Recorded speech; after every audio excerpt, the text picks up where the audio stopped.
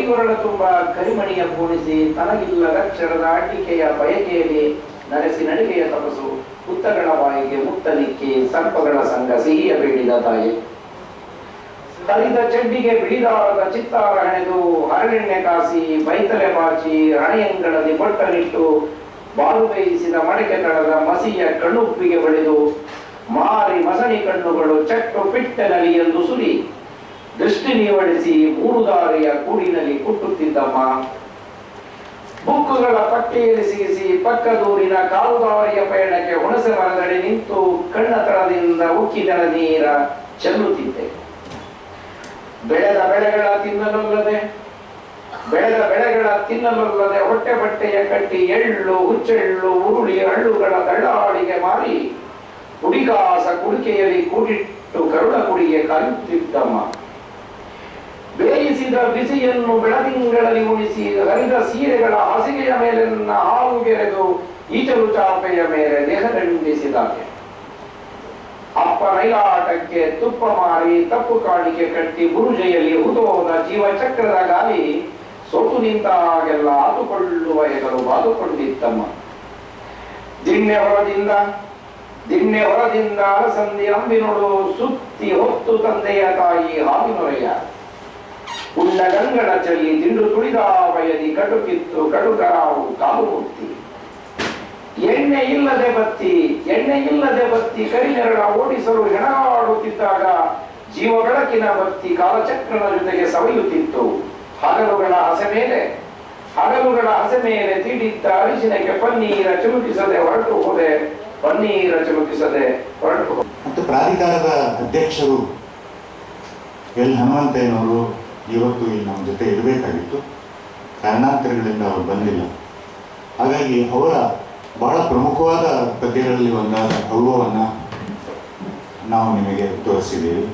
ಅವ್ರ ಬಾಯಿನಲ್ಲಿ ಓದಿದ್ದನ್ನು ನೀವು ಕೇಳಿದೆ. ಹಾಗಾಗಿ ಒಂದು ರೀತಿಯಲ್ಲಿ ಕನ್ನಡ ಚಿಂತನೆ ಮತ್ತೆ ಆರಂಭ ಆಯಿತು ಅಂತ ಅಂದ್ಕೊಳ್ಳೋಣ. ಇದು ಸರ್ಕಾರದ ಕಾರ್ಯಕ್ರಮ.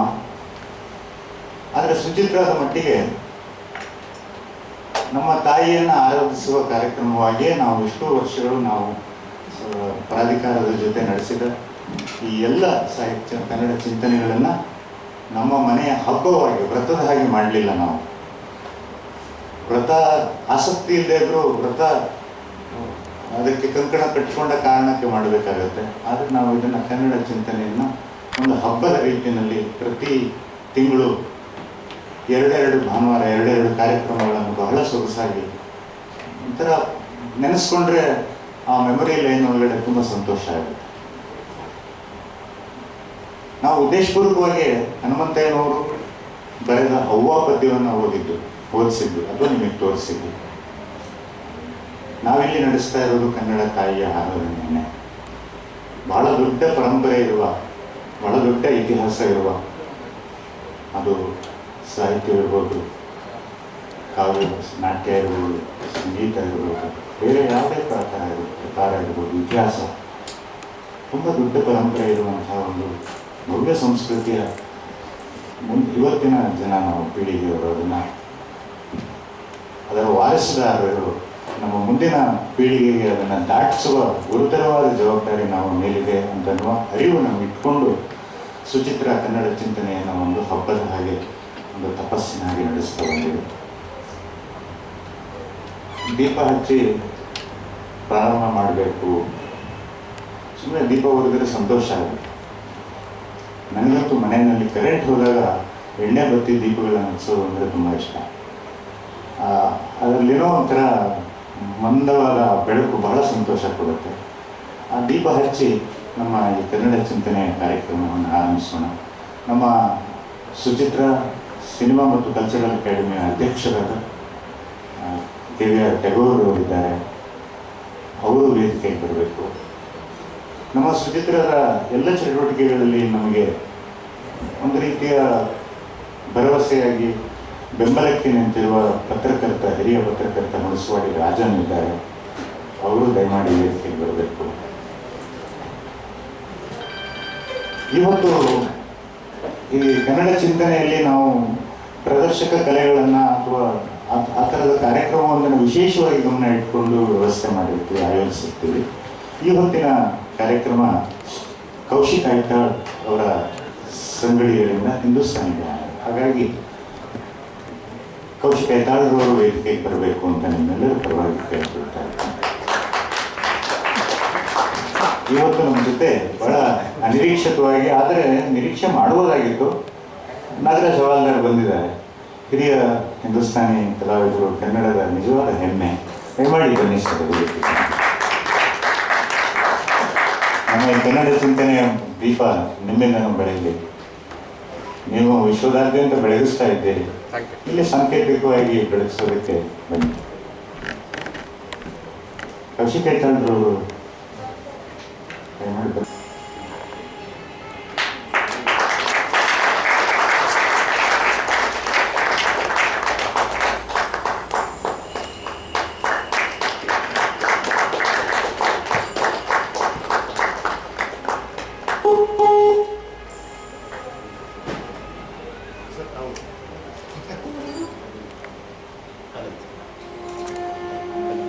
ಪರವಾಗಿಲ್ಲ ಸರ್.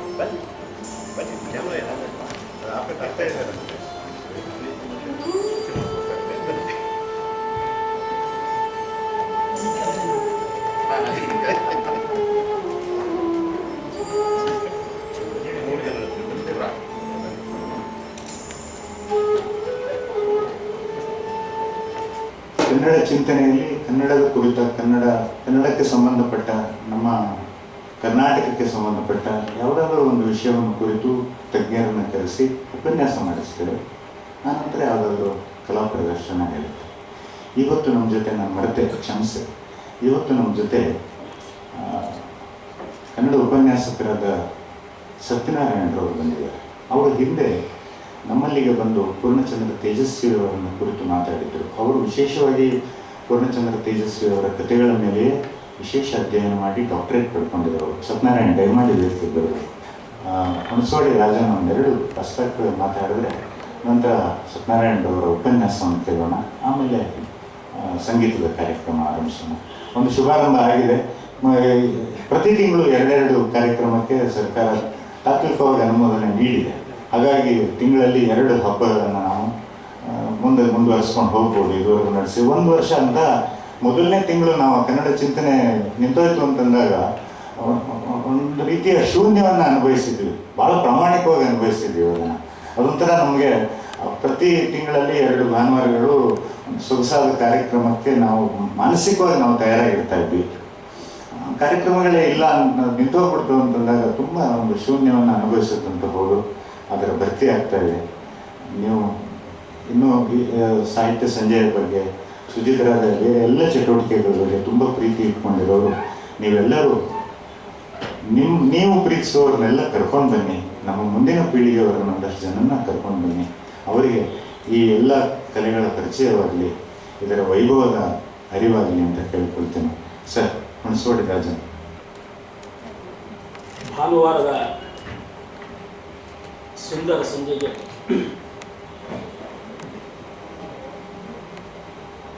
ಆಗಮಿಸಿರುವಂಥ ಪ್ರತಿಯೊಬ್ಬರಿಗೂ ಕೂಡ ಹೃತ್ಪೂರ್ವಕ ನಮಸ್ಕಾರ.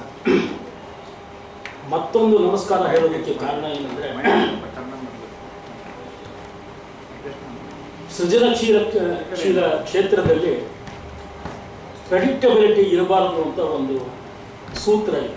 ಪ್ರೆಡಿಕ್ಟಬಲ್ ಆಗಿದ್ದರೆ ಅದು ಸೃಜನಶೀಲ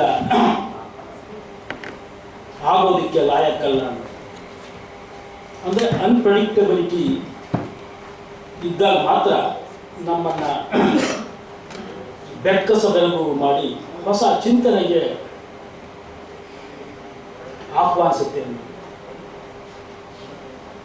ಆದರೆ ವೈಯಕ್ತಿಕ ಮಟ್ಟದಲ್ಲಿ ನಮಗೆ ಈ ರೀತಿಯ ಸಾಮೂಹಿಕವಾಗಿ ಈ ರೀತಿ ಅನ್ಪ್ರೆಡಿಕ್ಟಬಲ್ ಅವಕಾಶಗಳು ಎರಗಿ ಬರುತ್ತೆ ಅನ್ನೋದು ನಮಗೆ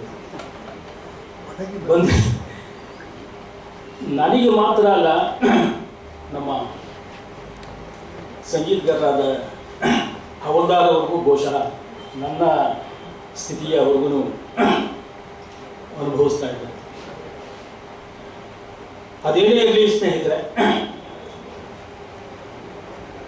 ಕನ್ನಡ ಮಾತೆಯ ಆರಾಧನೆ ಅನ್ನೋ ಒಂದು ಶಬ್ದವನ್ನು ಅಭಿರುಚಿ ಚಂದ್ರು ಅವರು ಅದನ್ನು ಬಳಸಿದರು. ಈ ಆರಾಧನೆಯ ಸಂದರ್ಭದಲ್ಲಿ ನಮ್ಮೆಲ್ಲರನ್ನು ಕಾಡಬೇಕಾದ ಮತ್ತು ಕಾಡ್ತಾ ಇರೋ ಆದರೆ ಕಾಣದೇ ಇರುವಂಥ ಒಂದು ಸಂಗತಿ ಏನಂದರೆ, ಅನಗತ್ಯವಾಗಿ ಸೃಷ್ಟಿಯಾಗಿರುವಂಥ ರಾಷ್ಟ್ರಕವಿ ವಿವಾದದ ಒಂದು ಕಗ್ಗಂಟು. ರಾಷ್ಟ್ರಕವಿ ಇರಬೇಕು ಅಥವಾ ಬೇಡ ಅನ್ನೋ ವಿಚಾರ ಅದು ಪ್ರತ್ಯೇಕ. ಆದರೆ ಕನಿಷ್ಠ ಪಕ್ಷ ಒಂದು 50 ವರ್ಷಗಳಿಂದ ಕರ್ನಾಟಕದಲ್ಲಿ ಆ ಪಟ್ಟ ಮುಂದುವರೆದುಕೊಂಡು ಬಂದಿದ್ದ ಅಂತಹ ಪಟ್ಟವನ್ನು ಸರ್ಕಾರವೇ ಒಂದು ರಾಜಕೀಯ ನಿರ್ಧಾರ ತಗೊಂಡು ಅದನ್ನು ಬೇಡ ಅಂತ ಹೇಳಿದರೆ ದೇ ಹ್ಯಾವ್ ಎವ್ರಿ ರೈಟ್. ಅದನ್ನು ನಾವು ಕ್ವಶನ್ ಮಾಡಲಿಕ್ಕೆ ಸಾಧ್ಯ ಇಲ್ಲ. ಕ್ವಶನ್ ಮಾಡಿದ್ರು ನಾವು ಸಾರ್ವಜನಿಕ ಸಂವಾದಗಳ ಮೂಲಕ ಸರ್ಕಾರಕ್ಕೆ ಹೀಗಲ್ಲ ಹಾಗೆ ಅಂತ ಹೇಳುವಂಥ we have A say but they have A way, that's different. ಆದರೆ ಸರ್ಕಾರವೇ ಸೃಷ್ಟಿ ಮಾಡಿದಂಥ ಒಂದು ಸಂಸ್ಥೆ ಅವರ ಕಾರ್ಯಸೂಚಿ ಏನಿತ್ತು, ಯಾರನ್ನಾದರೂ ಒಬ್ಬರು ರಾಷ್ಟ್ರಕವಿಯನ್ನು ಆಯ್ಕೆ ಮಾಡಿ ಅಂತ ಒಂದು ಟರ್ಮ್ಸ್ ಆಫ್ ರೆಫರೆನ್ಸ್ ಕಾರ್ಯಸೂಚಿಯನ್ನು ಕೊಟ್ಟಾಗ ಒಂದೋ ಆ ಸಮಿತಿಯವರು ಸ್ವಾಮಿ ನಮ್ಮ ಕೈಲಿ ಆಗಲ್ಲ ಅಂತ ಆಗಲೇ ಹೇಳಿ ಕೈ ತೊಳ್ಕೊಂಡಿದ್ರೆ ತುಂಬ ರಾಜಮಾರ್ಗದಲ್ಲಿ ನಾವೆಲ್ಲ ಹೆಜ್ಜೆ ಹಾಕೋದಕ್ಕೆ ಅನುಕೂಲ ಆಗ್ತಾ ಇತ್ತು. ಅದರ ಮೂಲಕ ಒಂದು ಇನ್ನೊಂದು ರೀತಿಯ ಸಾರ್ವಜನಿಕ ಸಂವಾದಕ್ಕೆ ಅವಕಾಶ ಆಗ್ತಾ ಇತ್ತು. ಆದರೆ ಕಾನೂನು ತಜ್ಞರಾದ ಹಾಗೂ ನ್ಯಾಯಾಧೀಶರಾಗಿ ಕಾರ್ಯನಿರ್ವಹಿಸಿರುವಂಥ ಸನ್ಮಾನ್ಯ ಶ್ರೀ ಕೋ ಚನ್ನಬಸಪ್ಪ ನೇತೃತ್ವದ ಸಮಿತಿಯವರು ಯಾವ ಕಾರಣದಿಂದನೋ ಅಥವಾ ಯಾವ ಪ್ರೇರಣೆಯಿಂದನೋ, ಜನರಿಗಂತೂ ಇದು ಸ್ಪಷ್ಟ ಆಗಿಲ್ಲ, ಇದು ಇಲ್ಲ ಯಾರಿಗೂ ಈ ಪಟ್ಟ ಕೊಡೋದೇ ಬೇಡ ಅನ್ನೋ ಒಂದು ಫತ್ವಾನ ಸರ್ಕಾರದ ಮೇಲೆ ಹೊರಡಿಸಿದ್ದಾರೆ. ಅವರಿಗೆ ವೈಯಕ್ತಿಕವಾಗಿ ಅವರಿಗೆ ಹೇಳಿಕೊಳ್ಳೋದಕ್ಕೆ ಅದು ಅವಕಾಶವಿದೆ, ಅದು ಪ್ರಶ್ನೆಗಳಿದೆ. ಆದರೆ ಸರ್ಕಾರ ಸೃಷ್ಟಿಸಿದಂಥ ಒಂದು ಸಂಸ್ಥೆಗೆ ಆ ಅಧಿಕಾರ ಕೊಟ್ಟವರು ಯಾರು, ಆ ಅಧಿಕಾರ ಅವರಿಗಿದೆಯೇ? ಈ ಲೀಗಲ್ ಸ್ಟೇಟಸ್ ಅಂತೀವಲ್ಲ, ಆ ಲೀಗಲ್ ಸ್ಟೇಟಸ್ಸು ಚನ್ನಬಸಪ್ಪನವರಿಗೆ ನಮ್ಮೆಲ್ಲರಿಗಿಂತಲೂ ಹೆಚ್ಚು ತಿಳಿದಿರುವಂಥದ್ದು. ಈ ಲೀಗಲ್ ಸ್ಟೇಟಸ್ನ ಗೊತ್ತಿದ್ದೂ ಕೂಡ ಹೀಗೆ ಮಾಡಿದಾಗ ಕನ್ನಡಿಗರ ಅಥವಾ ನಮ್ಮ ಕನ್ನಡ ನಾಡಿನಲ್ಲಿ ಅಲ್ಲಿ ಇಲ್ಲಿ ಒಂದು ಸ್ವಲ್ಪ ಚರ್ಚೆ ಆಗಿದ್ದು ಬಿಟ್ಟರೆ ಯಾಕೋ ಏನು ನಿರೀಕ್ಷಿತ ಪ್ರಮಾಣದಲ್ಲಿ ಅದಕ್ಕೆ ಅರ್ಹತೆಗೆ ತಕ್ಕಂತೆ ಒಂದು ಸಂವಾದ ಆಗಲಿ. ಒಂದು ಕಾಂಟ್ರವರ್ಸಿಯ ಒಂದು ಮುಖ ಇದು. ಎರಡನೇ ಮುಖ ಅಂದರೆ ನಿಜ ವೈಯಕ್ತಿಕ ನೆಲೆಗಟ್ಟಿನಲ್ಲಿ ನಾವು ನೋಡಿದಾಗ ಅಭಿರುಚಿ ಚಂದ್ರಿಯವರು ದಯಮಾಡಿ ಕ್ಷಮಿಸಬೇಕು, 2 ನಿಮಿಷ ಅಂತ ಹೇಳಿದ್ರು, ಅದು ಸ್ವಲ್ಪ ಜಾಸ್ತಿ ಆಗ್ತದೆ.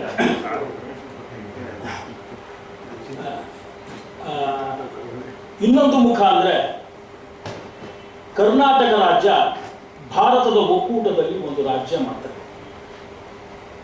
India is A union of States, ನಾವೆಲ್ಲ ಒಪ್ಕೊಂಡಿರುವಂಥ ಒಂದು ರಾಜ್ಯಾಂಗಬದ್ಧವಾಗಿ ನಾವೆಲ್ಲ ಒಪ್ಕೊಂಡಿರುವಂಥ ಒಂದು ಸಂಗತಿ. ಹೀಗಾಗಿ ಕರ್ನಾಟಕ ಒಂದು ರಾಷ್ಟ್ರ ಅನ್ನೋದನ್ನು ಅದು ತಪ್ಪು ಪರಿಕಲ್ಪನೆ. ಅಷ್ಟರ ಮಟ್ಟಿಗೆ ರಾಷ್ಟ್ರಕವಿ ಪಟ್ಟ ಅನ್ನೋದು ಯಾವ ರಾಷ್ಟ್ರ ಇದು ಅನ್ನೋದು ತೆಲುಗಿನವ್ರಿಗಾದರೆ ಅವ್ರಿಗೆ ರಾಷ್ಟ್ರವೇ ರಾಜ್ಯ, ಮನರಾಷ್ಟ್ರಂ ಅಂತ ಅವರು ಹೇಳ್ಕೊಟ್ಟಾರೆ, ಅದು ತೆಲುಗಿಗೆ ಅನ್ವಯ ಆಗುವಂಥದ್ದು.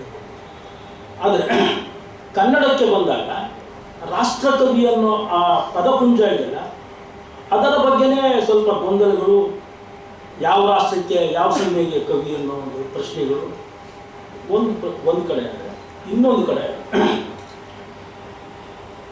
ಅರಸೊತ್ತಿಗೆ ರಾಜಪ್ರಭುತ್ವದ ಕಾಲದಲ್ಲಿ ತಮ್ಮ ಆಸ್ಥಾನ ವಿದ್ವಾಂಸರನ್ನು ಸಂತೋಷವಾಗಿಡೋದಕ್ಕೆ ಅಥವಾ ತಮ್ಮನ್ನು ಸೈಕೋಫ್ಯಾನ್ಸಿಯನ್ನು ಸೃಷ್ಟಿಸ್ಕೊಳ್ಳಿಕ್ಕೆ, ಹೊಗಳಭಟ್ಟರನ್ನು ಬಟ್ಟಂಗಿಗಳನ್ನು ಸೃಷ್ಟಿ ಮಾಡಿಕೊಳ್ಳಲಿಕ್ಕೆ ಆಗಿನ ರಾಜರು ಬಳಸ್ಕೊಂಡಿದ್ದಂಥ ಈ ಒಂದು ಬಿರುದು ಬಾವಲಿಗಳ ಯುಗದಲ್ಲಿ ಈ ರಾಷ್ಟ್ರಕವಿ ಕೂಡ ಹಾಗೇ ಮುಂದುವರ್ಕೊಂಡು ಬಂದಿರುವಂಥ ಒಂದು ಪ್ರಸಂಗವನ್ನು ನಾವು ಜಗತ್ತಿನ ಎಲ್ಲ ಕಡೆ ಕೂಡ ಇದನ್ನು ಕಂಡಿದ್ದೇವೆ. ಬಹುಶಃ ಇದು ಬ್ರಿಟನ್ನಿನ ಇತಿಹಾಸದಲ್ಲಿ ಪೊಯೆಟ್ ಲ್ಯಾರೆಟ್ ಅಂತ ಏನೋ ಒಂದು ಇತ್ತು, ಅದೇ ಒಂದು ನಮ್ಮಲ್ಲಿ ರಾಷ್ಟ್ರಕವಿಯಾಗಿ ಅದು ಬಂದಿದೆ. ಈಗಿನ ಪ್ರಜಾಪ್ರಭುತ್ವದಲ್ಲಿ ಇಂತಹ ಬಿರುದು ಬಾವಲಿಗಳು ಇರೋದು ಎಷ್ಟು ಮಟ್ಟಿಗೆ ಸೂಕ್ತ? ನಮ್ಮಲ್ಲಿ ಬಿರುದುಗಳಿಗೆ ಬಾವಲಿಗಳು ಬಿಡಿ ಈಗ ಕಡಿಮೆ ಆಗಿವೆ, ಅಷ್ಟೊಂದಿಲ್ಲ ಇಲ್ಲ. ಬಿರುದುಗಳು ಕರ್ನಾಟಕ ರತ್ನದಿಂದ ಹಿಡಿದು ನಾನಾ ರೀತಿಯ ಪ್ರಶಸ್ತಿಗಳು ಈಗಾಗಲೇ ಇದೆ. ಕರ್ನಾಟಕ ರತ್ನ ಪ್ರಶಸ್ತಿ ಕೊಟ್ಟ ಮೇಲೆ ರಾಷ್ಟ್ರಕವಿ ಅನ್ನೋದಕ್ಕೆ ಅದರ ಡೆಫಿನಿಷನ್ ಏನು? ಕವಿ ಅಂದರೆ ಯಾರು? ಕವಿ ಅಂದರೆ ಕಾವ್ಯ ಬಿಟ್ಟು ಬೇರೆ ಯಾರಾದರೂ ಬರೆದ್ರೆ ಅವ್ರನ್ನ ಕವಿ ಅಂತ ಪರಿಗಣಿಸಬಾರ್ದ. ಗದ್ಯದಲ್ಲಿ ಕಾವ್ಯ ಇರೋದನ್ನು ನಾವು ಒಪ್ಕೊಳ್ಳೇಬಾರ್ದ. ನಾನು ಕವಿ ಅಂತ ಹೇಳಿದ್ದು 3 ಲೈನಿನ ಅರ್ಧ ವಾಕ್ಯ ಬರೋದನ್ನು ಬರೆದ್ರೆ ನಾನು ಕವಿ ಅಂತ ನೀವು ಒಪ್ಕೊಳ್ಳೇಬೇಕು ಅನ್ನೋ ಒಂದು ಹಠ ಇದೆ. ಬುದ್ಧಿಗೆ ಮೀರಿದ ಭಾವವನ್ನು ಅಕ್ಷರಗಳಿಗಿಂತ ಮಿಗಿಲಾದ ಸತ್ಯಗಳನ್ನು, ಶೋಧಗಳನ್ನು ಯಾವ ಬರಹ, ಅದು ಕಾವ್ಯ ಇರಲಿ, ಗದ್ಯ ಇರಲಿ, ನಾಟಕ ಇರಲಿ, ಅದು ಜನಮಾನಸಕ್ಕೆ ತಲುಪಿದಾಗ ಅದು ಸಾಹಿತ್ಯದ ಒಂದು ಸಾಧನೆ ಅಂತ ನಾವು ಅದನ್ನು ಹೇಳ್ತೇವೆ. ಇಂತಹ ಸೂಕ್ಷ್ಮವಾದ ವಿಚಾರಗಳು ಸಾರ್ವಜನಿಕ ಸಂವಾದವಾಗಿ ನಮ್ಮ ಕನ್ನಡ ನಾಡಿನಲ್ಲಿ, ಅದರಲ್ಲೂ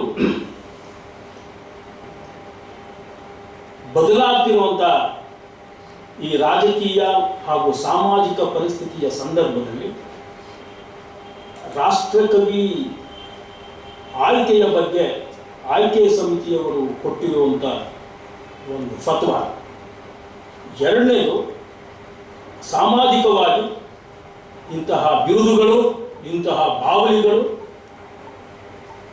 ಲಾಯಕ್ಕಾಗಿಯೇ ನಮ್ಮ ಈಗಿನ ನಾಗರಿಕ ಸಭ್ಯ ಸಮಾಜಕ್ಕೆ ಲಾಯಕ್ಕಾಗಿದೆಯೇ ಅನ್ನೋ ಒಂದು ಪ್ರಶ್ನೆನ ನಾವು ಬಹುವಾಗಿ ಅಂತರಂಗದ ಅರಿವಿನ ಮೂಲಕ ಬಹಿರಂಗ ಸತ್ಯಗಳನ್ನು ನಾವು ಕಂಡುಕೊಳ್ಳುವಂಥ ಒಂದು ಸಮಯ ಇದೆ. ಹೀಗಾಗಿ ನಮ್ಮ ಎಲ್ಲರ ಕಲೆಕ್ಟಿವ್ ವಿಸ್ಡಮ್ ಏನಿದೆ, ನಮ್ಮೆಲ್ಲರ ಬುದ್ಧಿಮತ್ತೆಯನ್ನು ಒಟ್ಟಾಗಿ ಮಾಡಿ ಇದ್ರ ಬಗ್ಗೆ ಒಂದು ಚರ್ಚೆಯನ್ನು ಶುರು ಮಾಡೋದು ಈಗಿನ ಅಗತ್ಯ. ಬಹುಶಃ ಇದು ನಿಜವಾದ ಅರ್ಥದಲ್ಲಿ ಕನ್ನಡ ಮಾತೆಯ ಆರಾಧನೆ ಅಂತ ನಾನು ಭಾವಿಸ್ತೇನೆ. ಗೆಳೆಯ ಅಭಿರುಚಿ ಚಂದ್ರು ಆರಾಧನೆ ಅನ್ನೋ ಒಂದು ಶಬ್ದವನ್ನು ಕೊಟ್ಟು, ಕನ್ನಡ ಅಂತ ಇನ್ನೊಂದು ಕೊಟ್ಟು, ಈ ಅನ್ಪ್ರಿಡಿಕ್ಟಬಲ್ ಸಂದರ್ಭವನ್ನು ನಿಭಾಯಿಸೋದಕ್ಕೆ ಅವಕಾಶ ಕೊಟ್ಟಿದ್ದಕ್ಕೆ ಹೃತ್ಪೂರ್ವಕವಾಗಿ ಧನ್ಯವಾದವನ್ನು ಕೊಟ್ಟು, ಮತ್ತು ಈ ಅವಕಾಶವನ್ನು ಕೊಟ್ಟಂಥ ಸನ್ಮಾನ್ಯ ಎಲ್ಲರೂ ಕೂಡ ಸುಚಿತ್ರಾ ಕಲಾಕೇಂದ್ರ ಎಲ್ಲರೂ ಕೂಡ ವಂದಿಸಿ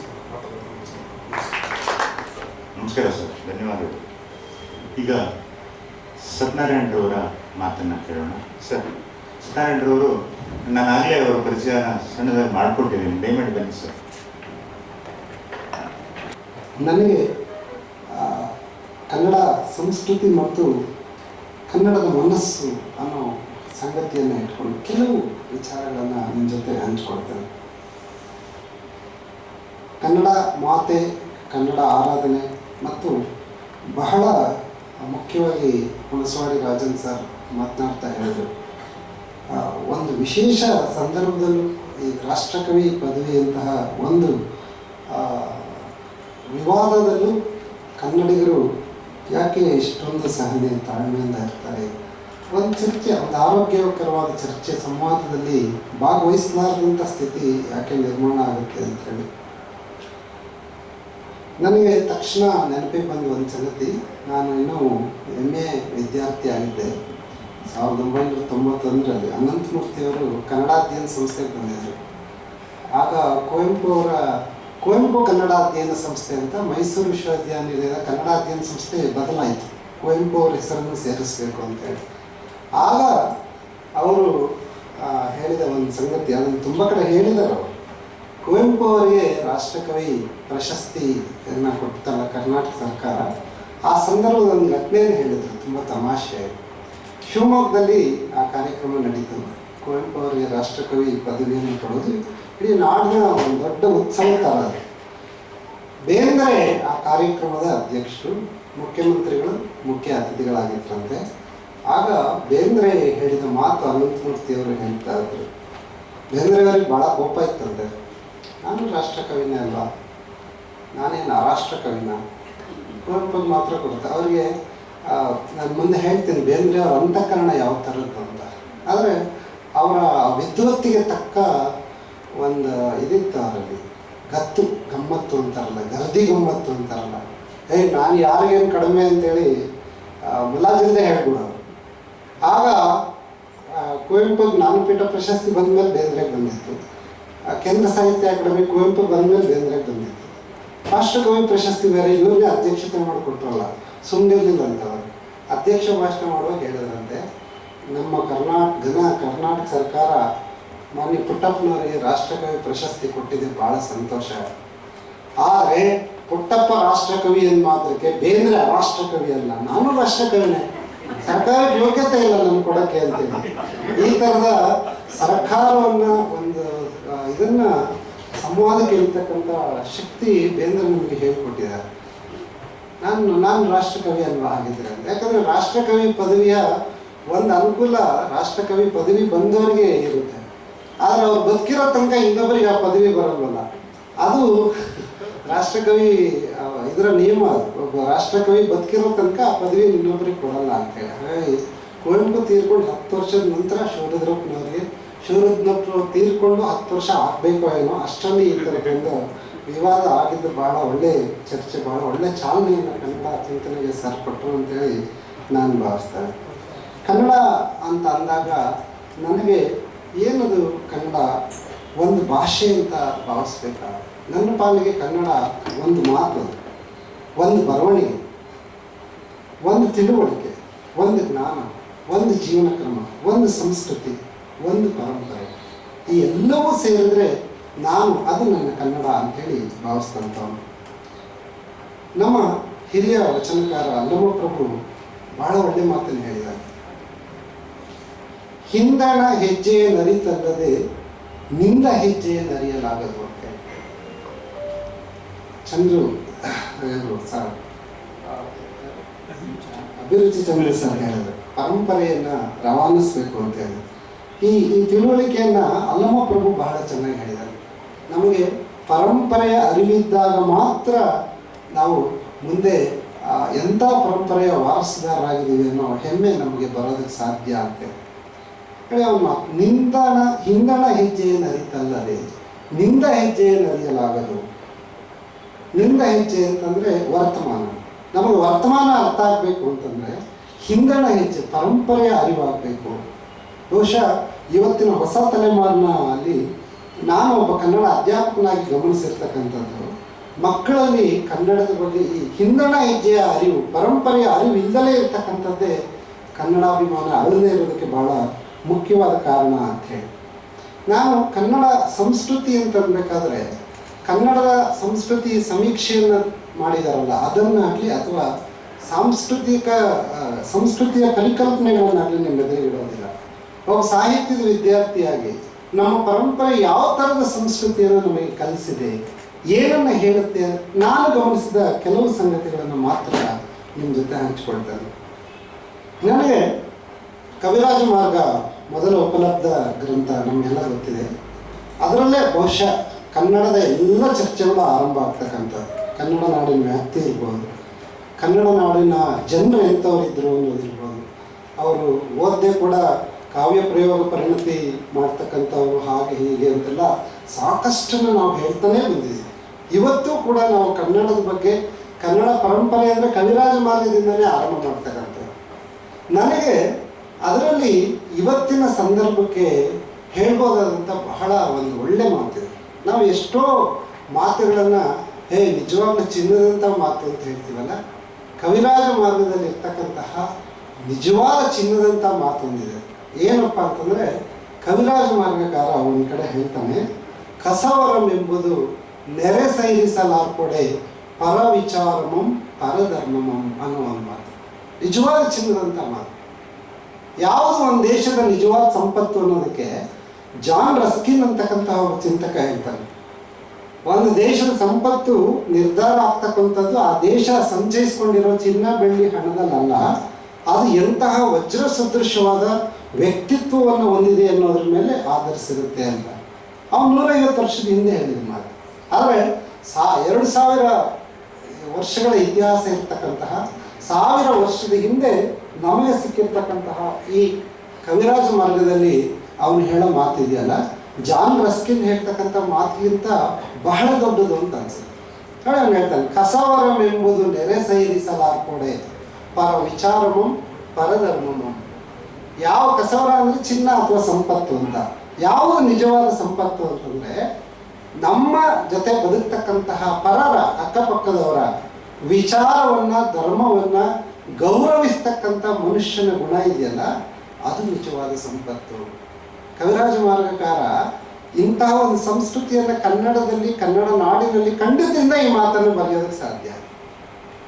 ನಾವು ಯಾವ ಧರ್ಮ ಬರಲಿ, ಜೈನ ಧರ್ಮ ಬಂತು, ವೀರಶೈವ ಧರ್ಮ ಬಂತು, ವೈದಿಕ ಧರ್ಮ ಬಂತು, ಯಾವೆಲ್ಲ ಧರ್ಮಗಳಿದೆಯೋ, ಬೌದ್ಧ ಧರ್ಮ, ಎಲ್ಲವಕ್ಕೂ ಇಲ್ಲಿ ಜಾಗ ಕೊಟ್ಟಿದ್ದೀವಲ್ಲ.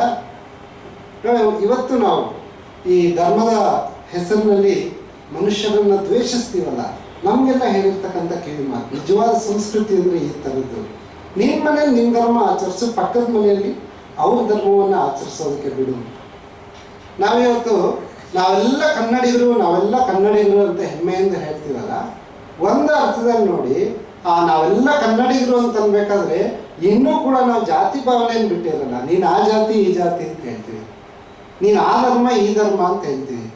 ಒಂದು ಧರ್ಮದವ್ರು ಇನ್ನೊಂದು ಧರ್ಮದವ್ರು ಮದುವೆ ಮಾಡೋದನ್ನ ಇವತ್ತಿನ ಕಾಲದಲ್ಲೂ ಕೂಡ ಯೋಚನೆ ಮಾಡೋಂಥ ಜನಕ್ಕೆ ಇವನು ಹೇಳಿದಾನೆ, ನಿಜವಾದ ಸಂಸ್ಕೃತಿ ಯಾವುದಪ್ಪ ಅಂತಂದರೆ ಕಸವರಂ ಎಂಬುದು ನೆರೆ ಸೈರಿಸಲಾರ್ಪಡೆ ಪರ ಧರ್ಮಮಂ ಪರ ವಿಚಾರಮಂ ಅಂತ ಹೇಳಿ.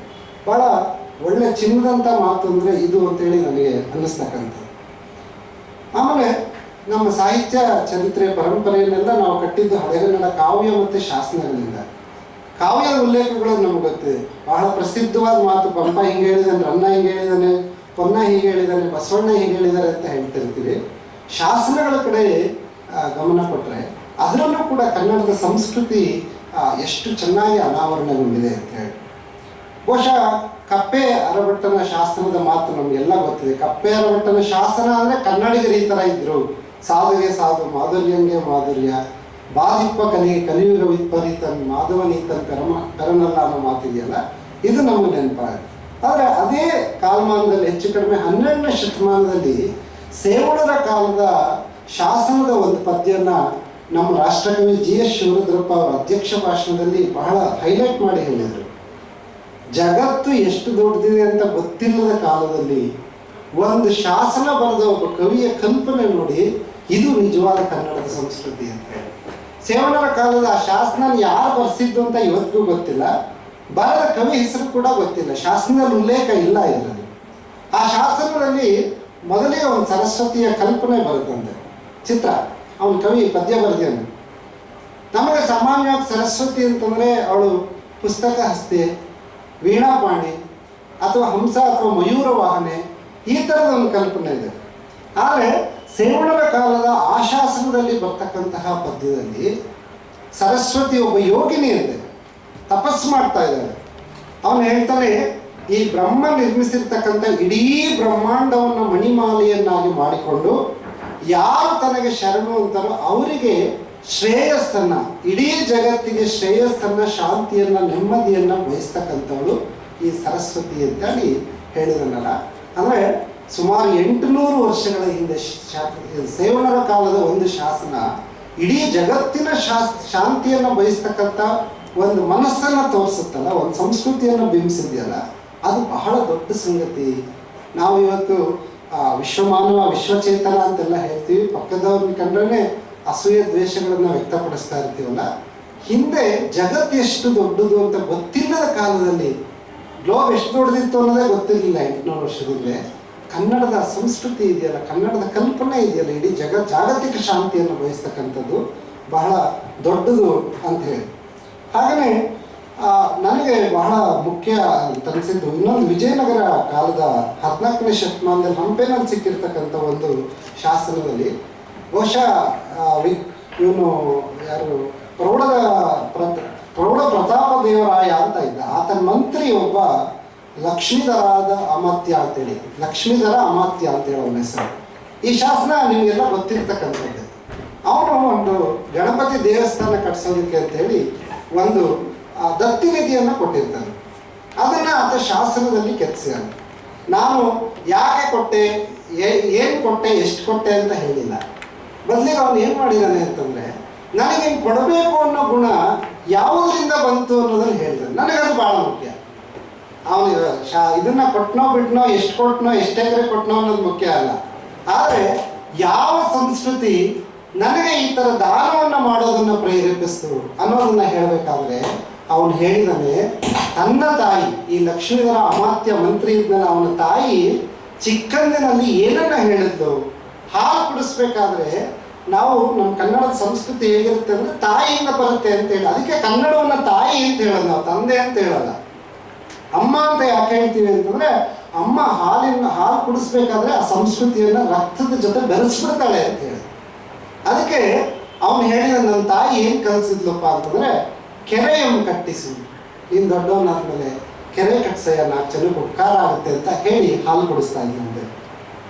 ಬಾವಿಯಂ ಸವೆಸು, ದೇವಾಗಾರಮ ಮಾಡಿಸು, ದೇವಸ್ಥಾನ ಕಟ್ಟಿಸು, ಬಾವಿ ತೋರಿಸು ಅಂತ ಹೇಳ್ತಾರೆ.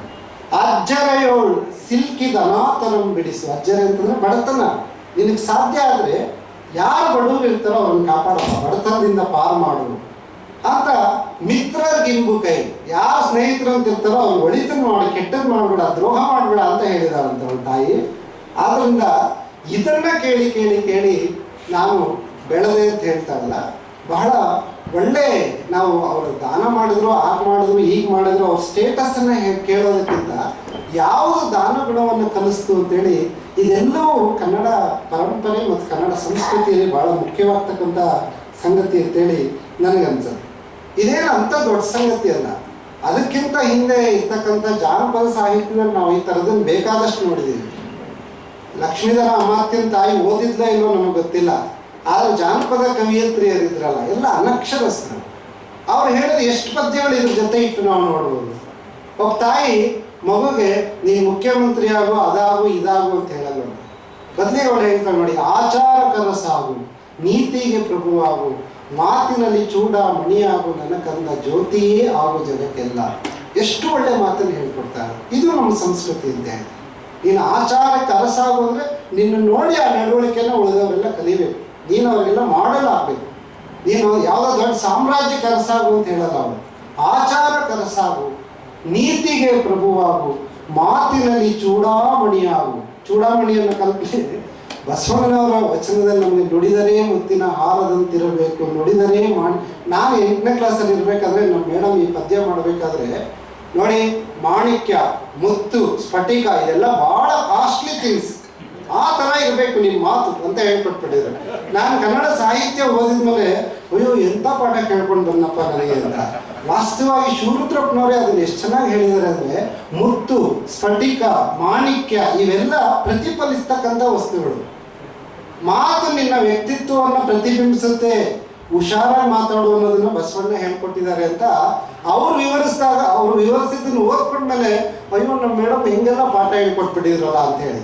ನಾನು ಯಾಕೆ ಮೇಡಮ್ ಅಂತೇಳಿ ವಿಶೇಷವಾಗಿ ಹೇಳಿದೆ ಅಂತಂದರೆ, ನಾವು ಚಿಕ್ಕವರಲ್ಲಿ ನಂತರದ ಪೀಳಿಗೆಯಲ್ಲಿ ಪರಂಪರೆ ಬಗ್ಗೆ ಜ್ಞಾನನೇ ಇಲ್ಲ, ಅದಿಲ್ಲ ಇದಿಲ್ಲ ಅಂತ ಹೇಳ್ತೀವಲ್ಲ, ಹೇಗೆ ಜ್ಞಾನ ಬಂದ್ಬಿಡುತ್ತೆ? ಹುಟ್ಟಿನಿಂದ ಬರುತ್ತಾ? ನಾವು ಕಲಿಸ್ಬೇಕಲ್ವ ಅದನ್ನು ಸರಿಯಾದ ದಾರಿಯಲ್ಲಿ. ಈ ಕಲಿಸೋದ್ರಲ್ಲಿ ಎಡವಿರೋದ್ರಿಂದ ಇವತ್ತಿನ ಮಕ್ಕಳಿಗೆ ಕನ್ನಡದ ಬಗ್ಗೆ ಅಸಡ್ಡೆ ಬೆಳೆದಿದೆ ಹೊರತು ಅವರು ಇನ್ಯಾವುದೋ ಕಾರಣದಿಂದ ಅಸಡ್ಡೆ ಬೆಳೆದಿರೋಂಥದ್ದಲ್ಲ. ಒಂದು ಪರಂಪರೆ ಬಗ್ಗೆ ನಾವೆಂಥ ಪರಂಪರೆಯ ವಾರಸುದಾರರಾಗಿದ್ದೀವಿ ಅಂತ ಹೆಮ್ಮೆ ಮೂಡಿದಾಗ ಖಂಡಿತ ಅವರಲ್ಲಿ ಅಭಿಮಾನ ಬಂದೇ ಬರುತ್ತೆ. ಅದನ್ನು ಮೂಡಿಸಲಿ ನಾವು ಎಡವಿದ್ದೀವಿ. ನಮಗೆ ಮೇಡಮ್ ಚಾಂದಿನಿ ಅಂತ ಹೇಳೋ ಹೆಸರು. ಆಮೇಲೆ ಎಷ್ಟು ಸರಳವಾಗಿ ಪಾಠ ಮಾಡೋರು ಅವರು ಅಂತಂದರೆ, ನಾನು PUC ಇರಬೇಕಾದ್ರೆ ನಾನು ಕನ್ನಡ ಮೇಷ್ಟ್ರ ಆದರೆ ಇವ್ರ ಥರ ಆಗಬಾರ್ದು, ನಾವೆಲ್ಲ ಇವ್ರ ಥರ ಆಗಬೇಕು ಅಂದ್ಕೊಳ್ತೀವಲ್ಲ, ಇವ್ರ ಥರ ಆಗಬಾರ್ದು ಅಂತ ಅಂದ್ಕೊಂಡ್ಬಿಟ್ಟಿದೆ. ಯಾಕಂದರೆ ಅವ್ರು ಎಷ್ಟು ಸುಲಭವಾಗಿ ಪಾಠ ಮಾಡೋರು, ನೀವು ಓದೋರು.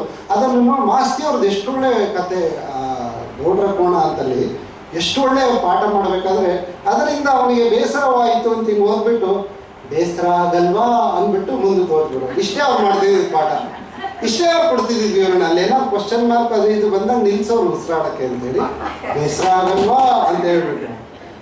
ಪೂತಿನ ಅವರ ರಂಗವಲ್ಲಿ ಪದ್ಯ ಇದೆ, ಅದನ್ನ ಆಕೆ ಇನ್ನೇನು ಬೆಟ್ಟ ಹತ್ತಿ ಹೋಗಿ ರಂಗೋಲೆ ಇಟ್ಟು ದೇವ್ರ ಸೇವೆ ಮಾಡ್ತಿರ್ತಾಳಲ್ಲ, ಅದನ್ನ ಬಹಳ ಕೆಟ್ಟದಾಗಿ ವಿವರಿಸ್ಬಿಟ್ಟಿದ್ರು ಅವರು. ಹಾಗಾಗಿ ನನಗೆ ನಾವು ಹಿಂಗೆ ಹೇಳಿ ಕಲಿಸ್ಬೇಕಾದ್ರೆ ಆಚಾರ ಕನಸಾಗು ನೀತಿಗೆ ಪ್ರಭುವಾಗು ಅಂತ ಹೇಳಬೇಕಾದ್ರೆ ಹೇಳ್ತಕ್ಕಂಥ ಮನಸ್ಸಿದೆಯಲ್ಲ, ಅವ್ನಿಗೆ ಹೇಳ್ಕೊಡ್ತಕ್ಕಂಥ ಹೃದಯವಂತಿಕೆ ಇದೆಯಲ್ಲ, ಅದು ಎಷ್ಟು ದೊಡ್ಡದು. ಅದು ನಿಜವಾದ ಕನ್ನಡದ ಸಂಸ್ಕೃತಿ ಅಂತ ಹೇಳಿ.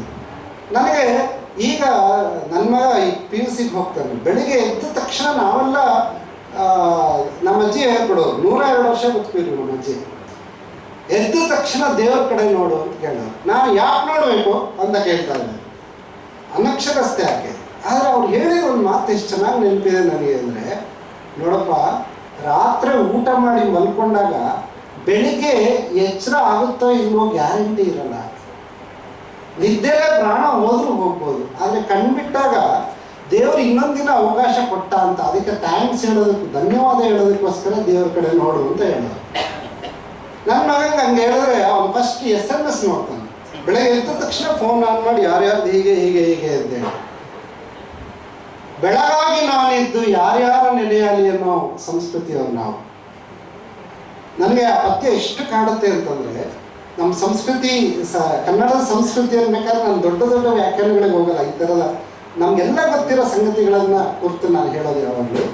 ಬೆಳಗಾಗಿ ನಾನೆದ್ದು ಯಾರ್ಯಾರ ನೆನೆಯಾಲಿ, ಎಳ್ಳು ಜೀರಿಗೆ ಬೆಳೆಯ ಭೂಮಿತಾಯಿನ ಎದ್ದೊಂದು ಗಳಿಗೆ ನೆನೆದೇನಾ. ನೋಡಿ ಅವಳ ಸಮಸ್ಯೆ ನೋಡಿ. ಬೆಳಗಾಗಿ ನಾನಿದ್ದು ಯಾರ್ಯಾರ ನೆನೆಯಲಿ ಅಂತಂದರೆ, ಪ್ರಾತಸ್ಮರಣೀಯರು ಅನ್ನೋ ಮಾತು ಬಂದಿರೋದೇ ನಮ್ಮ ಬದುಕು ಋಣದ ಗಣಿ. ಯಾರ್ಯಾರ್ದೋ ಋಣಕ್ಕೆ ಒಳಪಟ್ಟಿರುತ್ತೆ, ಅವ್ರನ್ನೆಲ್ಲ ತಣ್ಣಗಿನ ಹೊತ್ತಿನಲ್ಲಿ ನೆನೆ ಅಂತೇಳಿ, ತಂಪೊತ್ತಿನಲ್ಲಿ ನೆನೆಬೇಕಂಡ್ರಿ ಅಂತ ಹೇಳ್ತೀವಲ್ಲ ಅದನ್ನ. ಆದರೆ ಅವಳು ಹೇಳ್ತಾಳೆ, ನೆನಿಬೇಕಾದವರ ಪಟ್ಟಿ ಬಹಳ ದೊಡ್ಡದಿದೆ. ಯಾರ್ಯಾರನ್ನ ಅಂತ ನೆನೀತೀರ? ಸೂರ್ಯನ ನೆನೆಯೋಣ, ಭೂಮಿನ ನೆನೆಯೋಣ, ತಾಯಿ ನೆನೆಯೋಣ, ದೇವ್ರನ್ನ ನೆನೆಯೋಣ. ಅದಕ್ಕೆ ಅವಳು ಅಂತಿಮವಾಗಿ ಹೇಳ್ತಾಳೆ, ಎಳ್ಳು ಜೀರಿಗೆ ಬೆಳೆಯೋ ಭೂಮಿ ತಾಯಿನ ಎದ್ದೊಂದು ಗಳಿಗೆ ನೆನೆದೇನ. ಯಾಕೆ ಭತ್ತ ಬೆಳೆಯೋ ಭೂಮಿ ಅಂದಿಲ್ಲ, ಚಿನ್ನ ಸಿಕ್ಕೋ ಭೂಮಿ ಅಂದಿಲ್ಲ, ನವರತ್ನಗಳು ಸಿಕ್ಕೋ ಭೂಮಿ ಅಂತಂದಿಲ್ಲ. ಎರಡು ರೀತಿಯಲ್ಲಿ ಇದೆ ನೋಡಿ. ಒಂದು ಎಳ್ಳು ಜೀರಿಗೆ ಅಂತನ್ಬೇಕಾದ್ರೆ ಹುಟ್ಟಿನಿಂದ ಸಾವಿನವರೆಗಿನ ಸೂಚನೆಯನ್ನು ಕೊಡ್ತಾರೆ. ನಾವು ನಮ್ಮ ತಾಯಿ ಗರ್ಭದಲ್ಲಿರ್ಬೇಕಾದ್ರೆ, ಈಗಲೂ ನಮ್ಮ ಮಲೆನಾಡು ಕಡೆ ಅಥವಾ ಎಲ್ಲ ಕಡೆ ಇರ್ಬೋದು, ಹೆರಿಗೆ ನೋವು ಬಂದ ತಕ್ಷಣ ಜೀರಿಗೆ ಕಷಾಯ ಮಾಡಿ ಕೊಡಿಸು ಅಂತ ಹೇಳ್ತಾರೆ. ನಿಜವಾದ ನೋವಾದರೆ ಜಾಸ್ತಿ ಆಗುತ್ತೆ, ಕಳ್ಳ ನೋವಾದರೆ ಅಲ್ಲೇ ಹೋಗ್ಬಿಡುತ್ತೆ ಅಂತ ಹೇಳಿ. ಅಂದರೆ ಹುಟ್ಟಿಗೆ ಕಾರಣ ಆಗ್ತಕ್ಕಂಥದ್ದು. ಸತ್ತಾಗ ಎಳ್ಳು ನೀರು ಬಿಡೋದಿದೆಯಲ್ಲ, ಜೀರಿಗೆಯಿಂದ ಎಳ್ಳಿನವರೆಗೆ ಬದುಕನ್ನು ಸಾಗಿಸ್ತಕ್ಕಂಥ ಈ ಭೂಮಿಯನ್ನು ನಾವು ನೆನಪು ಮಾಡ್ಕೊಳ್ಳೋಣ ಅಂತ ಹೇಳ್ತಾರೆ. ಇನ್ನೊಂದು ಅರ್ಥದ ನೋಡಿ, ಅವಳು ಹೇಳೋದು ಯಾವ ಕಾಲದಲ್ಲಿ ಅಂತಾನೆ ಗೊತ್ತಿಲ್ಲ ನಮಗೆ. ಎಲೆಕ್ಟ್ರಿಸಿಟಿ ಇರಲಿಲ್ಲ. ಆ ಕಾರಣಕ್ಕೋಸ್ಕರ ಎಳ್ಳು ಜೀರಿಗೆ ಜೀರಿಗೆ ಅಂತ ಯಾಕೆ ಹೇಳ್ತಾಳೆ ಅಂತಂದರೆ, ನಮ್ಮೆಲ್ಲರಿಗೂ ಗೊತ್ತಿದೆ, ನಾವು ಮಾಡೋ ಸ್ವೀಟ್ಸ್ ಬಿಟ್ಟು ಮಿಕ್ಕಿ ಎಲ್ಲ ಅಡುಗೆಯನ್ನು ಜೀರಿಗೆಯನ್ನು ಬೆರೆಸ್ತೀವಿ. ಯಾಕಂದರೆ ಭೂಮಿಯಲ್ಲಿ ಬೆಳೆಯೋ ಧಾನ್ಯಗಳಲ್ಲಿ ದೇಹಕ್ಕೆ ಹೆಚ್ಚು ತಂಪನ್ನು ಕೊಡ್ತಿರ್ತಕ್ಕಂಥದ್ದು ಜೀರಿಗೆ. ತಣ್ಣಗಿರ್ತಾಳೆ ಅನ್ನೋ ಕಾರಣಕ್ಕೋಸ್ಕರ.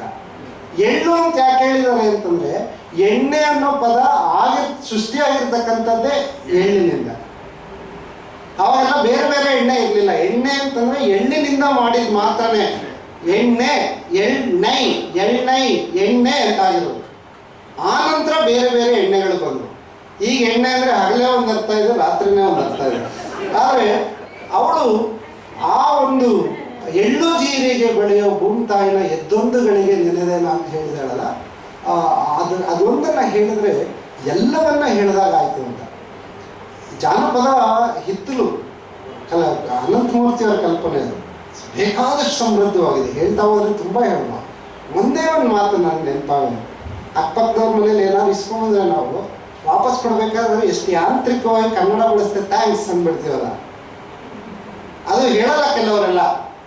ಕೆಲವರು ನಾವು ಸ್ಕ್ರೂ ಡ್ರೈವರ್ ಕೊಟ್ಟಿದ್ರಿ ಕೊಡಲೇ ಇಲ್ವಲ್ಲ ನೀವು ಅಂದರೆ, ಹೌದಾ ನಿಮ್ದ ಇದು, ನಮ್ಮನೇಲಿ ಇದ್ದಂಗಿತ್ತಲ್ಲ ಅಂದ್ಬಿಡ್ತೀವಿ. ಕೊಡೋದೇ ಇಲ್ಲ, ನಾವು ವಾಪಸ್ಸೇ ಕೊಡೋದಿಲ್ಲ. ಆದರೆ ರಾಗಿ ಕಲ್ಲನ್ನು ಸ್ವಲ್ಪ ಹೊತ್ತು ಬೀಸೋದಕ್ಕೆ ಕೊಟ್ಟ ಇವಳಿಗೆ ಜಾನಪದ ಕವಿಯತ್ರಿ ಹಾಡ್ತಾಳೆ, ಕಲ್ಲು ಕೊಟ್ಟವುಗೆ ಎಲ್ಲ ಭಾಗ್ಯವು ಬರಲಿ, ಪಲ್ಲಕ್ಕಿ ಮೇಲೆ ಮಗ ಬರಲಿ, ಆ ಮನೆಗೆ ಮಲ್ಲಿಗೆ ಮುಡಿಯೋ ಸೊಸೆ ಬರಲಿ. ಒಬ್ಬ ಬಡವಿ, ಅವಳ ಹತ್ರ ರಾಗಿ ಕಲ್ಲಿಲ್ಲ, ದುಡಿದು ಬಂದಿದ್ದಾಳೆ, ಶ್ರಮಜೀವಿಯವಳು. ಒಂದು ಅರ್ಧ ಸೇರು ರಾಗಿ ಕೊಟ್ಟಿದ್ದಾರೆ, ಬೀಸೋದಕ್ಕೆ ಕಲ್ಲು ಬೇಕು, ನಾನು ಸ್ವಲ್ಪ ನಿಮ್ಮ ಕಲ್ಲಲ್ಲಿ ಬೀಸ್ಕೊಳ್ಳ. ಅಯ್ಯೋ ನಮ್ಮ ಕಲ್ಲೇನು ಸೌದ ಬೀಸ್ಕೊತಾಯಿ ಅಂತ ಹೇಳಿದ್ದಾರೆ. ಹಂಗೆ ಬೀಸ್ಕೊಂಡು ಬರುವಾಗ ಹೇಳ್ತಾಳೆ, ನೀನು ಕಲ್ಲನ್ನು ಬೀಸೋದಕ್ಕೆ ನನಗೆ ಅವಕಾಶ ಕೊಡಲಿಲ್ಲ ಅಂತಂದರೆ ನಾನು ನನ್ನ ಮಕ್ಕಳು ಉಪವಾಸ ಬೀಳಬೇಕಾಗಿತ್ತು. ಈಗ ನೀನು ಕೊಟ್ಟಿದ್ದೀಯಲ್ಲ, ನಾನು ಒಂದಿಷ್ಟು ಮುದ್ದೆ ಮಾಡೋರಿಗೆ ಹಾಕ್ತೀನಿ. ಅದಕ್ಕೆ ಕಲ್ಲು ಕೊಟ್ಟವರಿಗೆ ಎಲ್ಲ ಭಾಗ್ಯ, ಜಗತ್ತಿನಲ್ಲಿ ಬದುಕಿನಲ್ಲಿ ಯಾವ್ಯಾವ ಸುಖ ಇದೆಯೋ ಅದೆಲ್ಲವನ್ನ ನೀನು ಅನುಭವಿಸು. ಪಲ್ಲಕ್ಕಿ ಮೇಲೆ ಮಗ ಬರಲಿ, ಈಗೆಲ್ಲ ಅಡ್ಡ ಪಲ್ಲಕ್ಕಿ ವಿರೋಧಿಸ್ತಿದ್ದೀವಿ ನಾವು, ಆದರೆ ಕೀರ್ತಿವಂತನಾದ ಮಗ ನಿನಗೆ ಹುಟ್ಲಿ ಅಂತ ಅವಳು ಹೇಳೋದು. ಪಲ್ಲಕ್ಕಿ ಮೇಲೆ ಹೊತ್ಕೊಂಡ್ಬರ್ತಾರೆ ಅಂದರೆ ಕೀರ್ತಿವಂತನಾದ, ಆ ಮನೆಗೆ ಮಲ್ಲಿಗೆ ಮುಡಿಯೋ ಸೊಸೆ ಬರಲಿ. ನಾವು ಥ್ಯಾಂಕ್ಸ್ ಅಂತ ಹೇಳ್ತೀವಲ್ಲ ನೋಡಿ, ಕೃತಜ್ಞತೆ ಅನ್ನೋದನ್ನ ನಾನು ಯಾಕೆ ಇದನ್ನೆಲ್ಲ ಹೇಳಿದ್ರೆ, ನಮ್ಮ ಅರಾಮಿತ್ರ ಅವ್ರು ಹೇಳ್ತಕ್ಕಂಥ ಮಾತು, ಪರಂಪರೆಯ ಈ ಚಿಕ್ಕ ಚಿಕ್ಕ ಮಾತುಗಳನ್ನು ಕೇಳ್ಬಿಟ್ರು ಸಾಕು, ಕನ್ನಡದ ಬಗ್ಗೆ ಅಭಿಮಾನಗಳು. ಅದನ್ನು ಪರಂಪರೆ ಅನ್ಬೇಡಿ, ಪರಂಪರೆ, ಅದು ಸದಾಕಾಲ ನಮ್ಮನ್ನು ಪೊರಿತಾ ಇರುತ್ತೆ ಅಂತಕ್ಕಂತಹ ಮಾತನ್ನು ಅವ್ರು ಹೇಳಿದರು. ಆಮೇಲೆ ಅಚ್ಚಗನ್ನಡದಲ್ಲೇ ಕಾವ್ಯವನ್ನು ಬರಿತೀನಿ ಅಂತ ಹಠ ತೊಟ್ಟ ಮಹಾಲಿಂಗರಂಗ. ಕನ್ನಡ ಅಂತಂದರೆ ನನಗೆ ಯಾವಾಗಲೂ ನೆನಪಾಗ್ತಕ್ಕಂಥದ್ದು ಸುಲಿದ ಬಾಳೆ ಹಣ್ಣಿನಂದದಿ ಅನ್ನೋ ಪ್ರಸಿದ್ಧವಾದ ಮಾತಿದೆಯಲ್ಲ, ಎಷ್ಟು ಸರಳ. ಬಾಳೆಹಣ್ಣು ಸುಲಿಯೋದು ಕಷ್ಟ ಅಲ್ಲವೇ ಇಲ್ಲ, ಆದರೆ ಅದನ್ನು ಸುಲಿದು ರೆಡಿ ಮಾಡಿ ಕೊಡ್ತೀವಲ್ಲ, ಆ ಥರದ್ರಿ ನಮ್ಮ ಕನ್ನಡ ಅಂತ ಹೇಳ್ತಾರೆ. ಸುಕೋಷ್ಣ ಸ್ಥಿತಿಯಲ್ಲಿರುವ ಹಾಲಿನ ರೀತಿ ಅಂತ ಹೇಳ್ತಾರೆ. ಎಷ್ಟು ಒಳ್ಳೆ ಮಾತು. ಹಾಲು ತುಂಬ ಬಿಸಿ ಇದ್ರೂ ಕೂಡ ಕುಡಿಯೋದಿಲ್ಲ, ತಣ್ಣಗಿದ್ರೂ ಕುಡಿಯೋಲ್ಲ. ನಾವು ನಮ್ಮದೇ ಆದ ಒಂದು ಇದಕ್ಕೆ ಹೊಂದ್ಕೊಂಡ್ಬಿಟ್ಟಿರ್ತೀವಿ. ಆ ಬಗ್ಗೆ ಸುಕೋಷ್ಣ ಸ್ಥಿತಿ ಇರಬೇಕು. ನನಗೆ ಸುಕೋಷ್ಣ ಸ್ಥಿತಿ, ಒಬ್ರಿಗೆ ತಣ್ಣಗೆ ಇಷ್ಟ ಆಗ್ಬೋದು, ಒಬ್ರಿಗೆ ಬೆಚ್ಚಗೆ ಇಷ್ಟ ಆಗ್ಬೋದು. ನಾವೆಲ್ಲ ಮಲೆನಾಡೋರು, ಬೇರೆಯವ್ರು ಕಾಫಿ ಕುಡಿಯೋ ಮೊದಲೇ ಕುಡಿದು ಇಟ್ಬಿಟ್ಟಿರ್ತೀವಿ, ತುಂಬ ಬಿಸಿ ಬಿಸಿ ಕುಡಿಯೋದನ್ನ. ಸುಕೋಷ್ಣ ಸ್ಥಿತಿಯ ಇದರಲ್ಲಿ.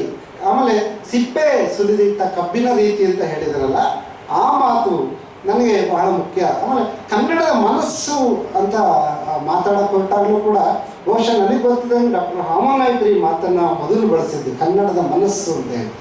ಅವರು ಬೀದರ್ ಸಾಹಿತ್ಯ ಸಮ್ಮೇಳನದ ಅಧ್ಯಕ್ಷರಾಗಿದ್ದಾಗ ಕನ್ನಡವನ್ನು ಕಟ್ಟುವ ಕೆಲಸ ಅಂತ ಅವರು ಅಧ್ಯಕ್ಷ ಭಾಷಣವನ್ನು ಒಂದು ಪುಸ್ತಕನೇ ಮಾಡಿದ್ದಾರೆ. ಅದರಲ್ಲಿ ಮೊಟ್ಟ ಮೊದಲಿಗೆ ಕನ್ನಡದ ಮನಸ್ಸು ಅಂತೇಳಿ, ಕನ್ನಡದ ಮನಸ್ಸು ಅನ್ನೋದೊಂದು ಇದೆಯಾ ಅವ್ರು ಹೇಳ್ತಾರೆ. ಅಶ್ವಿನಿ ದೇವತೆಗಳಲ್ಲೊಬ್ಬರು ಕುವೆಂಪು ಅವ್ರ ಮೇಷ್ಟ್ರು, ತಳುಕಿನ ವೆಂಕಣ್ಣಯ್ಯನವರು, ತರಾಸು ಅವ್ರ ದೊಡ್ಡಪ್ಪ ಅವರು, ಕಸು ಶಾಮರಾಯ ಅಣ್ಣ. ಯಾವುದು ನಿಜವಾದ ಕನ್ನಡದ ಮನಸ್ಸು ಅಂತಂದರೆ, ಒಂದು ಉಲ್ಲೇಖ ಅವರು ವೆಂಕಣ್ಣಯ್ಯ ಕೆಲವು ಕಥೆಗಳು ಅಂತ ಒಂದು ಚಿಕ್ಕ ಪುಟ್ಟ ಚಿಟ್ಟೆ ಕಥೆಗಳು ಅಂತ ಕರೆದಿರು, ಚಿಕ್ಕ ಚಿಕ್ಕ ಕಥೆಗಳು. ಅದರಲ್ಲಿ ಹೇಳ್ತಾರೆ, ಕುವೆಂಪುವನ್ನ ಕನ್ನಡಕ್ಕೆ ತಂದವರಲ್ಲಿ ಬಹಳ ಮುಖ್ಯರು ವೆಂಕಣ್ಣಯ್ಯ. ಕುವೆಂಪು ರಾಮಾಯಣ ದರ್ಶನವನ್ನು ಅವರಿಗೆ ಅರ್ಪಿಸಿರೋದು. ಮೊದಲು ಪುಟ ತೆಗೆದ್ರೆ ಗೊತ್ತಾಗುತ್ತೆ, ಶ್ರೀ ವೆಂಕಣ್ಣಯ್ಯನವರಿಗೆ ಇದೋ ಮುಗಿಸಿ ತಂದಿಗೆ ನೀ ಬೃಹತ್ ಗೌರವಂ ನಿಮ್ಮ ಸಿರಿ ಬಿಡಿ ಒಪ್ಪಿಸಲಿಕ್ಕೆ ಓ ಪ್ರಿಯ ಗುರುಗಳು ಅಂತ ಬರೆದಿದ್ದಾರೆ. ಅವರು ಅವ್ರ ಮನೆಯಲ್ಲಿ ಹೀಗೆ ಆಸಕ್ತರನ್ನೆಲ್ಲ ಸೇರಿಸ್ಕೊಂಡು ಭಾನುವಾರ ಮಧ್ಯಾಹ್ನ ತಿಂಗಳಲ್ಲಿ 2 ಸಲ ಅವ್ರ ಮನೆ ಅವ್ರ ಹೆಂಡತಿ ನೋಡಿ ಬಂದವರು ಒಂದು 50 ಜನ ಇದ್ರೂ ಊಟ ಹಾಕಬೇಕಾಗಿತ್ತು. ಕನ್ನಡದ ಬಗ್ಗೆ ಚರ್ಚೆ, ಕನ್ನಡದ ಚಿಂತನೆ ಆಗಲೇ ನಡೆಸ್ತಾ ಇದ್ರು. ಒಂದು ಸಲ ಈ ಥರ ಚಿಂತನೆ ನಡೀತಿರ್ಬೇಕಾದ್ರೆ ಕೆಳಗಡೆ ವೆಂಕಣ್ಣಯ್ಯನವ್ರ ಹೆಂಡತಿ ಕಿಠಾರ್ ಅಂತ ಚೀರ್ಕೊಂಡ್ಬಿಡ್ತಾರೆ. ತಕ್ಷಣ ವೆಂಕಣ್ಣಯ್ಯ ಕೆಳಗೆ ಹೋಗ್ತಾರೆ.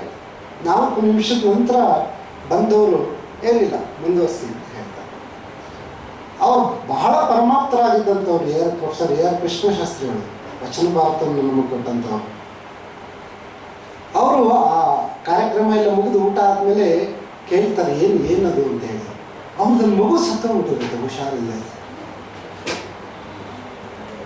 ಆದರೆ ಹೆಂಡತಿಯ ಕಿರ್ಚುವಿಕೆ ಈ ಕನ್ನಡದ ಚಿಂತನೆಗೆ ಭಂಗ ತರಬಾರದು ಅಂತೇಳಿ ಅವ್ರು ಹೋಗಿ ಸಮಾಧಾನ ಮಾಡಿ ಬಂದು, ಈ ಕಾರ್ಯಕ್ರಮ ಮುಗಿಲಿ, ನಾನು ಅದನ್ನು ಆಮೇಲೆ ಮಾಡ್ತೀನಿ, ಇವೆಲ್ಲ ಊಟ ಮಾಡಿ ಹೊರಡಿ, ನಾನು ಆ ಮಗು ನೋಡ್ಕೊಳ್ತೀನಿ ಅಂತಂದಾಗ ಪ್ರೊಫೆಸರ್ ಕೃಷ್ಣಶಾಸ್ತ್ರಿಗಳು ಹೇಳಿದ್ರಂತೆ, ವೆಂಕಣ್ಣಯ್ಯ ನೀನು ಮನುಷ್ಯನನ್ನ ಕಣೆಯ ರಾಕ್ಷಸ ಅಂತ ಹೇಳಿ. ಆದರೆ ಆ ಕನ್ನಡದ ಕೆಲಸಕ್ಕೆ ಮನೆಯಲ್ಲಿ ನಡೆದ ಸಾವಿನ ಸಂದರ್ಭ ಅಡ್ಡಿ ಬರಬಾರ್ದು ಅನ್ನೋದಿದೆಯಲ್ಲ, ಅದು ನಿಜವಾದ ಕನ್ನಡದ ಮನಸ್ಸು, ನಮಗೆ ಬೇಕಾಗಿರ್ತಕ್ಕಂಥ ಮನಸ್ಸು ಅಂತ ಹೇಳಿ. ಪ್ರೊಫೆಸರ್ ಕೇಶವರಾವ್ BS ಕೇಶವರಾವ್ ಅವರು ಕೈಲಾಸ ಮಾಲಿತಿ ವರ್ತಿದ್ದನ್ನ ಒಂದು ಕಡೆ ಉಲ್ಲೇಖಿಸ್ತಾರೆ. ಕೈಲಾಸಂ ಅವರ ಅಂತಃಕರಣ ಎಂಥ ದೊಡ್ಡದು ಅಂತೇಳಿ. ಆಕ್ಸ್ಫರ್ಡ್ನಲ್ಲಿ ಓದ್ತಿರ್ಬೇಕಾದ್ರೆ ಆವಾಗ ಈ ಮೈಸೂರ ದಸರಾ ಟೈಮಲ್ಲಿ ಈಗಲೂ ಮೈಸೂರಲ್ಲಿ ಕುಸ್ತಿ ಭಾಳ ಪ್ರಸಿದ್ಧವಾಗಿರೋದು. ಅಲ್ಲಾ ಬಕ್ಷ ಅನ್ನೋ ಒಬ್ಬ ಕುಸ್ತಿ ಇಂಗ್ಲೆಂಡ್ಗೆ ಹೋಗಿರ್ತಾನೆ. ಇಡೀ ಜಗತ್ತಿನ ಕುಸ್ತಿಪಟುಗಳು ಬಂದಿರ್ತಾರೆ ಇಲ್ಲಿ. ಅಲ್ಲೊಬ್ಬ ಗ್ರಹಂ ಗೋಚ್ ಅನ್ನೋನು ಏನು ಬ್ರಿಟನನ್ನು ಪ್ರತಿನಿಧಿಸ್ತಿದ್ದಂಥವನು. ಅವನು ಈ ಕನ್ನಡ ನಾಡಿನಿಂದ ಹೋದ ಅಲ್ಲಾ ಬಕ್ಷನನ್ನು ನೋಡಿದ ತಕ್ಷಣ ಹೆದರೋಗ್ಬಿಡ್ತಾನಂತೆ, ಇವನ ಕೈಲಿ ನಾನು ಗೆದ್ದಂಗೆ ಅಂತೇಳಿ. ಬ್ರಿಟಿಷರು ನಮ್ಗೆ ಗೊತ್ತಿದೆ ಅಂಥ ಸಂದರ್ಭದಲ್ಲೆಲ್ಲ ಎಂಥ ಕುತಂತ್ರ ಮಾಡ್ತಿದ್ರು ಅಂತೇಳಿ. ಕುತಂತ್ರಗಳಿಗೆ ಬಲಿಯಾದವ್ರು ನಾವು. ತಕ್ಷಣ ಅನೌನ್ಸ್ ಮಾಡಿದ್ರಂತೆ, ಆ ಗ್ರಹಂ ಗೋಚ್ ಅನ್ನೋನಿಗೆ ಅವನ ಜೊತೆ ಕುಸ್ತಿ ಮಾಡಬೇಕು ಅಂತಂದರೆ 100 ಪೌಂಡ್ಗಳ ಠೇವಣಿಯನ್ನು ಇಡಬೇಕು ಅಂತ. ಪಾಪ ಬಡವ ಹೋಗಿದ್ದಂತ ಅವನು. ಕೈಲಾಸಂ ಕುಸ್ತಿ ಈ ಥರದೆಲ್ಲ ಭಾಳ ಇಷ್ಟ. ಅವ್ರ ಶಿಷ್ಯ KV ಅಯ್ಯರ್ ನಡೆಸ್ತಿದ್ದಂಥ ವ್ಯಾಯಾಮ ಶಾಲೆಗೆ ಹೋಗೋರು, ಅವರೇ ಬರೆದಿದ್ದಾರೆ ಅದನ್ನು.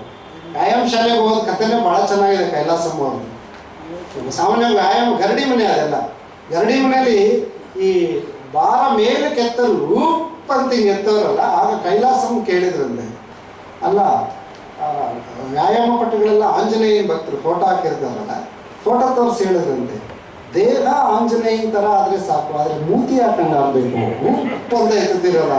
ಭಾಳ ಆಸಕ್ತಿ. ಅಲ್ಲೂ ಕೂಡ ವಿದ್ಯಾರ್ಥಿ ಆಗಿದ್ದಾಗ ಅವರಪ್ಪ ಭಾಳ ಶ್ರೀಮಂತರು. ಇಲ್ಲೇ ಮಿಂಟೋ ಆಸ್ಪತ್ರೆ ಎದುರುಗಡೆ ಅವ್ರ ಮನೆ ಇತ್ತು, ಅವರ ಶ್ವೇತಭವನ ಅಂತೇಳಿ.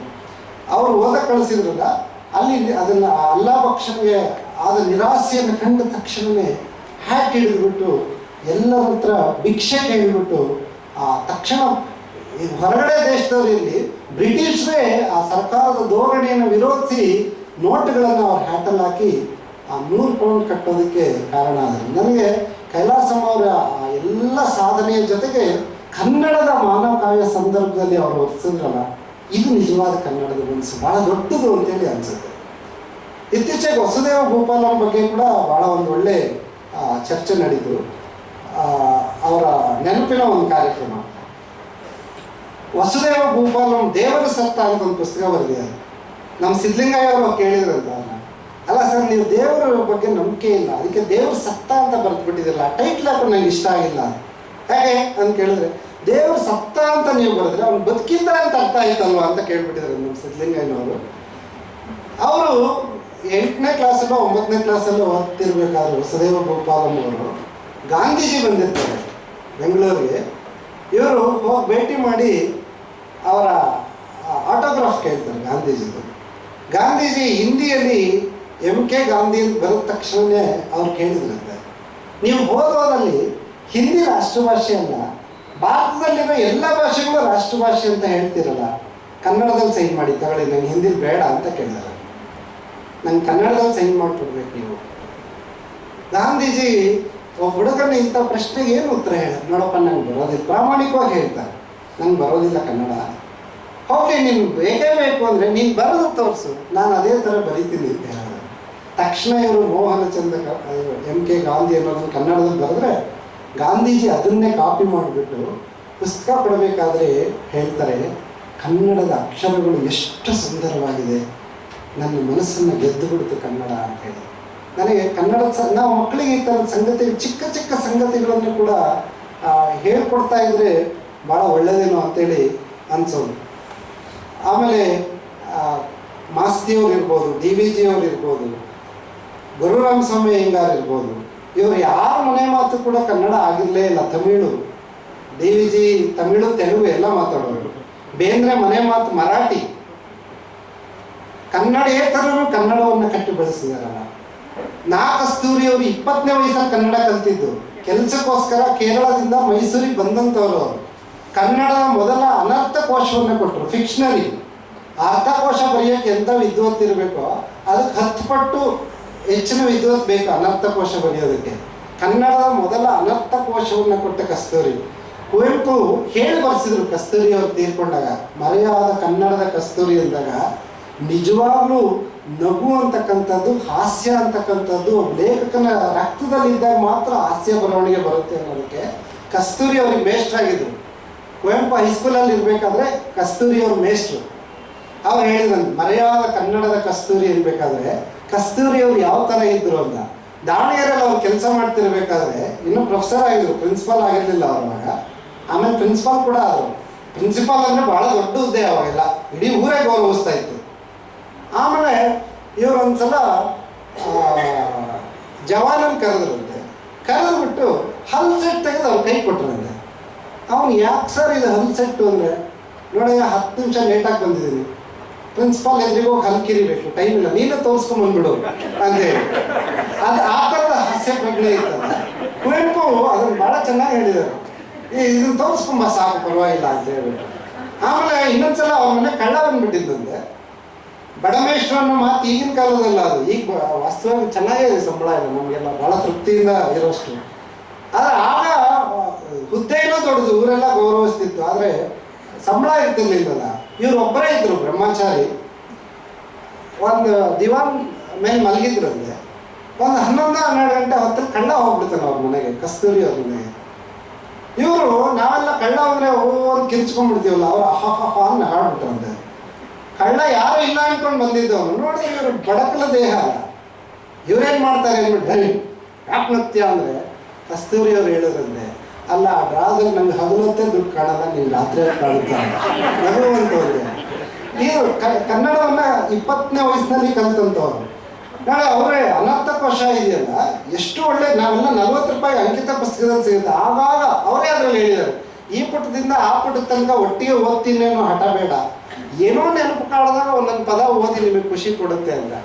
ನಾರಿ ಮುನಿದರೆ ಮಾರಿ, ಅವ್ರು ಎಷ್ಟು ಚೆನ್ನಾಗಿ ಹೇಳ್ತಾರೆ, ಹೆಣ್ಣು ಮಾರಿ ಆಗ್ತಾಳೆ ಅಂತಲ್ಲ, ಅವ್ರು ಕೊಡೋ ಅನರ್ಥ ನಾರಿ ಮುನಿದರೆ ತಗೊಂಡೋಗಿ ಮಾರಿ ಇಲ್ಲ, ನಾರಿ ಮುನಿದರೆ ತಗೊಂಡೋಗಿ ಮಾರಿ ಇಲ್ಲ, ಈ ಥರದ್ದು ಒಂದು ಅನರ್ಥಕೋಶವನ್ನು. ಆಮೇಲೆ ಕಾರಂತರ ಬರೆಯೋದಕ್ಕೆ ಪ್ರಯತ್ನ ಪಟ್ಟರು, ಆಮೇಲೆ ತಿಮ್ಮನ್ ಡಿಕ್ಷನರಿ ಅಂತೇಳಿ ಬೀಚಿ ಬರೆಯೋದಕ್ಕೆ ಪ್ರಯತ್ನ ಪಟ್ಟರು. ಆದರೆ ಕನ್ನಡದ ಮೊದಲ ಅನರ್ಥಕೋಶವನ್ನು ಕೊಟ್ಟ ಕಸ್ತೂರಿ ಇದರಲ್ಲ, ಅವರು ಪಸರಿಸಿದ ಕನ್ನಡ, ಈ ಥರದ್ದೆಲ್ಲವೂ ನನಗೆ ನೆನಪಾಗುತ್ತೆ. ಕುವೆಂಪು ಮತ್ತು ಕನ್ನಡ ಕೂಡ ಎರಡು ಬೇರೆ ಅಲ್ಲವೇ ಅಲ್ಲ. ನಾನು ಕುವೆಂಪು ಅವರ ಎಲ್ಲ ವಿಚಾರಗಳನ್ನು ಹೇಳಕ್ಕೆ ಹೋಗಲ್ಲ. ನಮಗೆಲ್ಲ ಕನ್ನಡ ರಾಜ್ಯೋತ್ಸವ ಬಂದ ತಕ್ಷಣವೇ ನೆನಪಾಗ್ತಕ್ಕಂಥ ಒಂದು ಮಾತು, ಕನ್ನಡ ಏನೇ ಕುಣಿದು ಆಡುವುದೇನಿದೆ, ಕನ್ನಡ ಏನೇ ಕಿವಿ ನಿಮಿರುವುದು ಅಂತ ಅನ್ನೋ ಮಾತಿರ್ಬೋದು, ನೀ ಮೆಟ್ಟು ಅನ್ನೆಲ್ಲ ಅದೇ ಕರ್ನಾಟಕ ಅನ್ನೋ ಮಾತಿರ್ಬೋದು. ಕುವೆಂಪು ಅವರ ಆತ್ಮಕಥೆಯಲ್ಲಿ ಬರೆದಿಯ ನಾನು ಕನ್ನಡದ ಕವಿಯಾದೆ ಅಂತ. ಸರ್ ಹೇಳಿದ್ರು, ಕನ್ನಡದ ಚರ್ಚೆ ನನಗೆ ಈ 100 ವರ್ಷದ ಹಿಂದೆ, 104 ವರ್ಷದ ಹಿಂದೆ BM ಶ್ರೀ ಅವರು ಬರೆದ ಲೇಖನ, ಕನ್ನಡ ನುಡಿ ಕನ್ನಡ ಮಾತು ತಲೆ ಎತ್ತುವ ಬಗೆ. ಆನಂತರ ಕುವೆಂಪು ಬರೆದ ನಮಗೆ ಬೇಕಾಗಿರುವ ಇಂಗ್ಲಿಷ್ ಇದೆಯಲ್ಲ, ಇದೆರಡು ಇವತ್ತಿಗೂ ಕೂಡ ಬಹಳ ಪ್ರಸ್ತುತ. ನಾವು ಕನ್ನಡ ತಲೆ ಎತ್ತೋದಕ್ಕೆ ಏನು ಮಾಡಬೇಕು ಅನ್ನೋದನ್ನು 100 ವರ್ಷದ ನಂತರವೂ ಆ ತಲ್ಲಣಗಳನ್ನು, ಆತಂಕಗಳನ್ನು ನಮ್ಮ ಎದುರಿಗೆ ಇಡ್ತಾ ಇದೆ ಅಂತೇಳಿ ಅನಿಸುತ್ತೆ.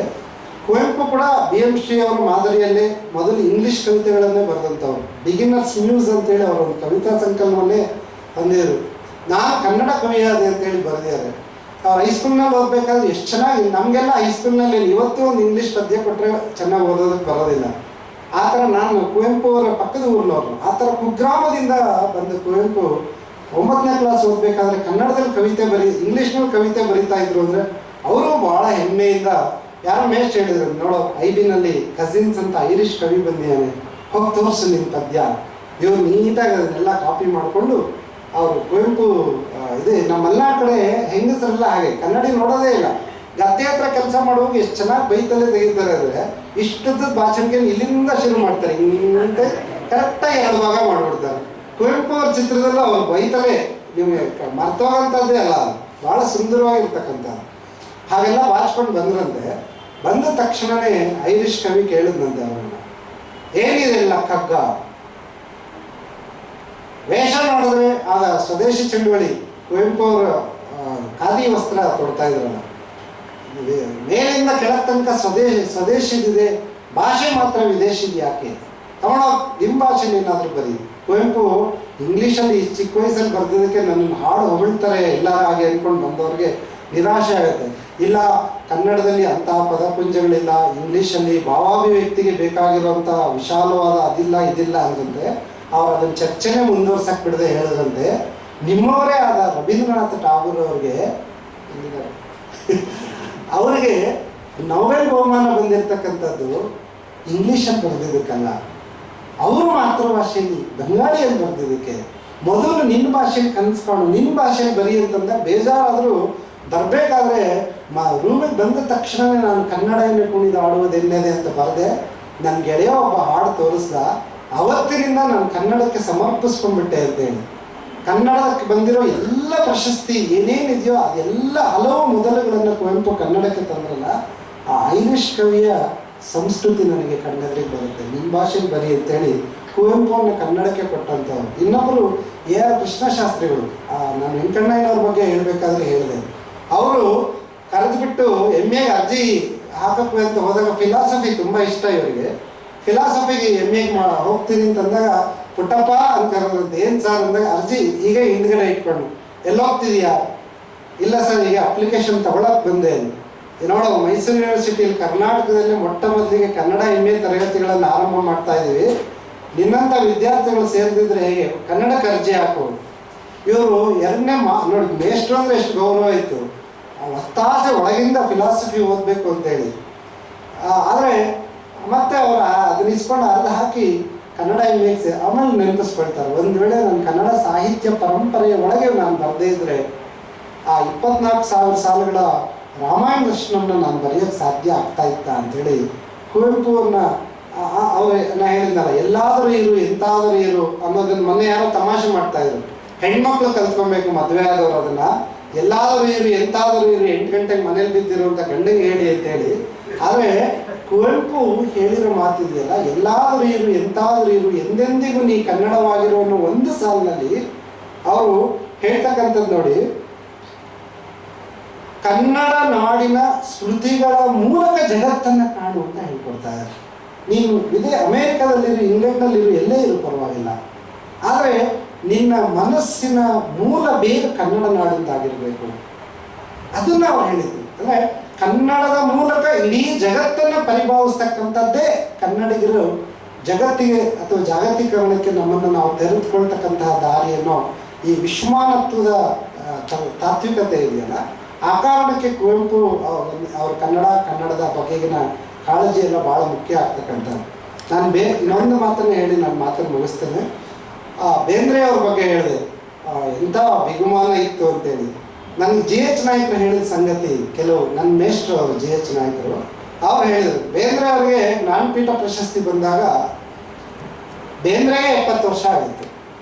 ಅವರಿಗೆ ಪ್ರೈಮರಿ ಸ್ಕೂಲಲ್ಲಿ ಪಾಠ ಹೇಳ್ತಿದ್ದ ಮೇಷ್ಟ್ರಿಗೆ 90-94 ವರ್ಷ. ಸಾಹಿತ್ಯ ಗೊತ್ತಿಲ್ಲ, ಜ್ಞಾನಪೀಠ ಅಂದ್ರೂ ಗೊತ್ತಿಲ್ಲ, ಏನೋ ಪೇಪರಲ್ಲೆಲ್ಲ ಸುದ್ದಿ, ರೇಡಿಯೋದಲ್ಲೆಲ್ಲ ಅದೇ ಸುದ್ದಿ ಬರ್ತಿತ್ತಲ್ಲ. ನನ್ನ ಶಿಷ್ಯನಿಗೆ ಏನೋ ದೊಡ್ಡ ಬಹುಮಾನ ಬಂದಿದೆ ಅನ್ನೋ ಭಾವನೆ ಇರುತ್ತೆ. ಪಾಪ ಅಭಿನಂದಿಸಕ್ಕೆ ಬಂದಿದ್ದಾರೆ. ಎಷ್ಟು ದೊಡ್ಡವ್ರು ನೋಡಿ ಅವ್ರು ಮೇಷ್ಟ್ರು. ಏನಪ್ಪ ದತ್ತಾತ್ರೇಯ, ನಿನಗೆ ಏನೋ ಭಾಳ ದೊಡ್ಡ ಇನಾಮ್ ಬಂತಂತಲ್ಲಪ್ಪ, ಕೇಳಿ ಭಾಳ ಸಂತೋಷ ಆಯ್ತು ಅಂತ ಹೇಳಿದ್ರು. ಮನೆಗೆ ಬಂದರು. ಅದಕ್ಕೆ ಬೇಂದ್ರೆ ಹೇಳೋದಂದ್ರೆ, ಏ ಮುದಿ, ಜ್ಞಾನಪೀಠ ಇನಾಮ್ ಅಂದ್ರೆ ಏನು ಕಂಡಿದ್ವಿ? ನಾವು ಶಾಲೆಯಲ್ಲಿ ಓಡ್ದಾಗ ಕೊಡ್ತಿದ್ದಲ್ಲ ಪ್ಲಾಸ್ಟಿಕ್ ಡಬ್ಬಿ, ಅದನ್ನು ಕಂಡಿದ್ದೀನ? ಹೋಗೋದು ಪೇಪರ್ನಾಗ ನನ್ನ ಬಗ್ಗೆ ಅಂತ ಹೇಳಿದ್ರೆ. ಆ ಥರದ ಬೇಂದ್ರೆ ನೋಡಿ, ಒಂದು ಸಲ ತರಾಸು, ಅಂಬುಜಾ ತರಾಸು ಹಿಂತಿರುಗಿ ನೋಡಿದಾಗ ಅನ್ನೋ ಆತ್ಮಕಥೆಯಲ್ಲಿ ಬರೆದಿದ್ದಾರೆ. ಬೆಳಗಿನ ಜಾವ 6 ಗಂಟೆಗೆ ಮೈಸೂರಿನಲ್ಲಿದ್ದರು ತರಾಸು, ಅಂಬುಜಾ ತರಾಸು ಅವರು. ಅಲ್ಲಿಗೆ ಬಂದುಬಿಟ್ಟು ಅವ್ರ ಮನೆ ಬಾಗಿಲು ಬಡಿದ್ರಂತೆ. ಬೆಳಗಿನ ಜಾವ ತರಾಸುವರೇ ಹೋಗಿ ಬಾಗಿಲು ತೆಗೆದಿದ್ದಾರೆ. ನೋಡಿದ್ರೆ ಬೇಂದ್ರೆ ಬಂದು ನಿಂತುಬಿಟ್ಟಿದ್ದಾರೆ ಅವ್ರ ಮನೆ ಮುಂದೆ. ಆಶ್ಚರ್ಯ ಆಗ್ಬಿಡ್ತದೆ, ಏನು ಸಾರಿದು ಹೀಗೆ ಅಂತೇಳಿ. ನಾನು ನಿನ್ನೆ ನೀನು ಬರೆದ ಹಂಸಗೀತೆ ಅನ್ನೋ ಪುಸ್ತಕ ಓದಿದೆ. ಕಾದಂಬರಿ ಅಂದರೆ ಹೈ ಕ್ಲಾಸ್, ಹಿಂಗೆ ಬರಿಬೇಕಪ್ಪ, ನೀನು ನಿಜವಾದ ಕಾದಂಬರಿಯ ಬಹುದು, ಬರಿ ಹೀಗೆ ಬರಿ ಅಂತ ಹೇಳಿ 2 ನಿಮಿಷ ಕೂಡ ಅಲ್ಲಿ ನಿಲ್ಲದೆ ಹೋದ. ಒಬ್ಬ ಬರಹಗಾರನ ಒಳ್ಳಿತನ ನೋಡಿ ಮನೆ ಬಾಗಿಲಿಗೆ ಬಂದು ಈ ರೀತಿ ಹೇಳ್ತಕ್ಕಂಥ ಗುಣ ಇದೆಯಲ್ಲ, ಎಂಥ ದೊಡ್ಡ ಸಂಸ್ಕೃತಿ ಇದು. ಇನ್ನೊಂದ್ಸಲ ಅನಕೃಷ್ಣರು ಅವ್ರ ಮನೆಗೆ ಬರ್ತಾರೆ. ಅವರು ಅನ್ನಪೂರ್ಣಕ್ಕೆ ಬೆಳಿಗ್ಗೆನೇ ಬರ್ತಾರೆ. ಅವ್ರ ಹೆಂಡತಿ ಕೃಷ್ಣರಾಯರು ಇದ್ದಾರೇನಮ್ಮ ಅಂತೇಳಿ. ಅವರು ಏನು ಸರ್ ಏನು ಹೇಳಿದೆ ಬಂದ್ಬಿಟ್ಟಿದ್ದೀರಾ ಇದ್ದಕ್ಕಿದ್ದಂಗೆ, ಏನಾದ್ರು ಕಾರ್ಯಕ್ರಮ? ಇಲ್ಲಪ್ಪ, ಪೂನಾಕ್ಕೆ ಹೋಗಿದ್ದೆ, ಪುಣೆಗೆ ನೇರವಾಗಿ ಇಲ್ಲೇ ಬಂದಿದ್ದೀನಿ ಅಂತ ಅಂದ್ಬಿಟ್ಟು. ನೋಡಿ ಏನು ಚಲೋ ಕಾದಂಬರಿ ಬರೆದಿ ಆ Sandhyaraga. Pune university textbook committee, syllabus ಕಮಿಟಿಗೆ ನಾನು ಕರೆದಿದ್ರು. ನಿನ್ನ ಕಾದಂಬರಿನೇ ಅಪ್ರೂವಲ್ ಮಾಡಿಸಿ ಕನ್ನಡದ ಬರಹಗಾರರಿಗೆ ಜಾಸ್ತಿ ರಾಯಲ್ಟಿ ಕೊಡಿ ಅಂತ ಹೇಳಿ ಬಂದಿಲ್ಲಪ್ಪ. ಅವ್ರ ಲೆಟ್ರ್ ಬಂದ ತಕ್ಷಣ ಒಪ್ಕೋ ಅಂತಂದ್ರಂತೆ. ಒಳಗಡೆ ಸ್ವಲ್ಪ ಕಾಫಿ ಕುಡಿಬೋದಲ್ಲ ಅಂದರೆ, ಇಲ್ಲ ಇಲ್ಲ, ಧಾರವಾಡದಲ್ಲಿ ಸಂಜೆ ಕಾರ್ಯಕ್ರಮಕ್ಕೆ ಒಪ್ಕೊಂಡಿದ್ದೀನಿ, ನಾನು ಹೋಗಬೇಕು ಅಂತ ನಿಲ್ಲದೆ ಹೋದ್ರಂತೆ. ಈ ಥರದ ಅಂತಃಕರಣ ಇದೆಯಲ್ಲ, ನಮ್ಮ ಹಿರಿಯರ ಪರಂಪರೆ ಅಂತ ನಾ ಹೇಳಿದ್ದು, ಇದು ನಮ್ಮನ್ನು ಕನ್ನಡವನ್ನು ಸದಾ ಕಾಲ ಕಾಪಾಡಲಿ ಅಂತೇಳಿ.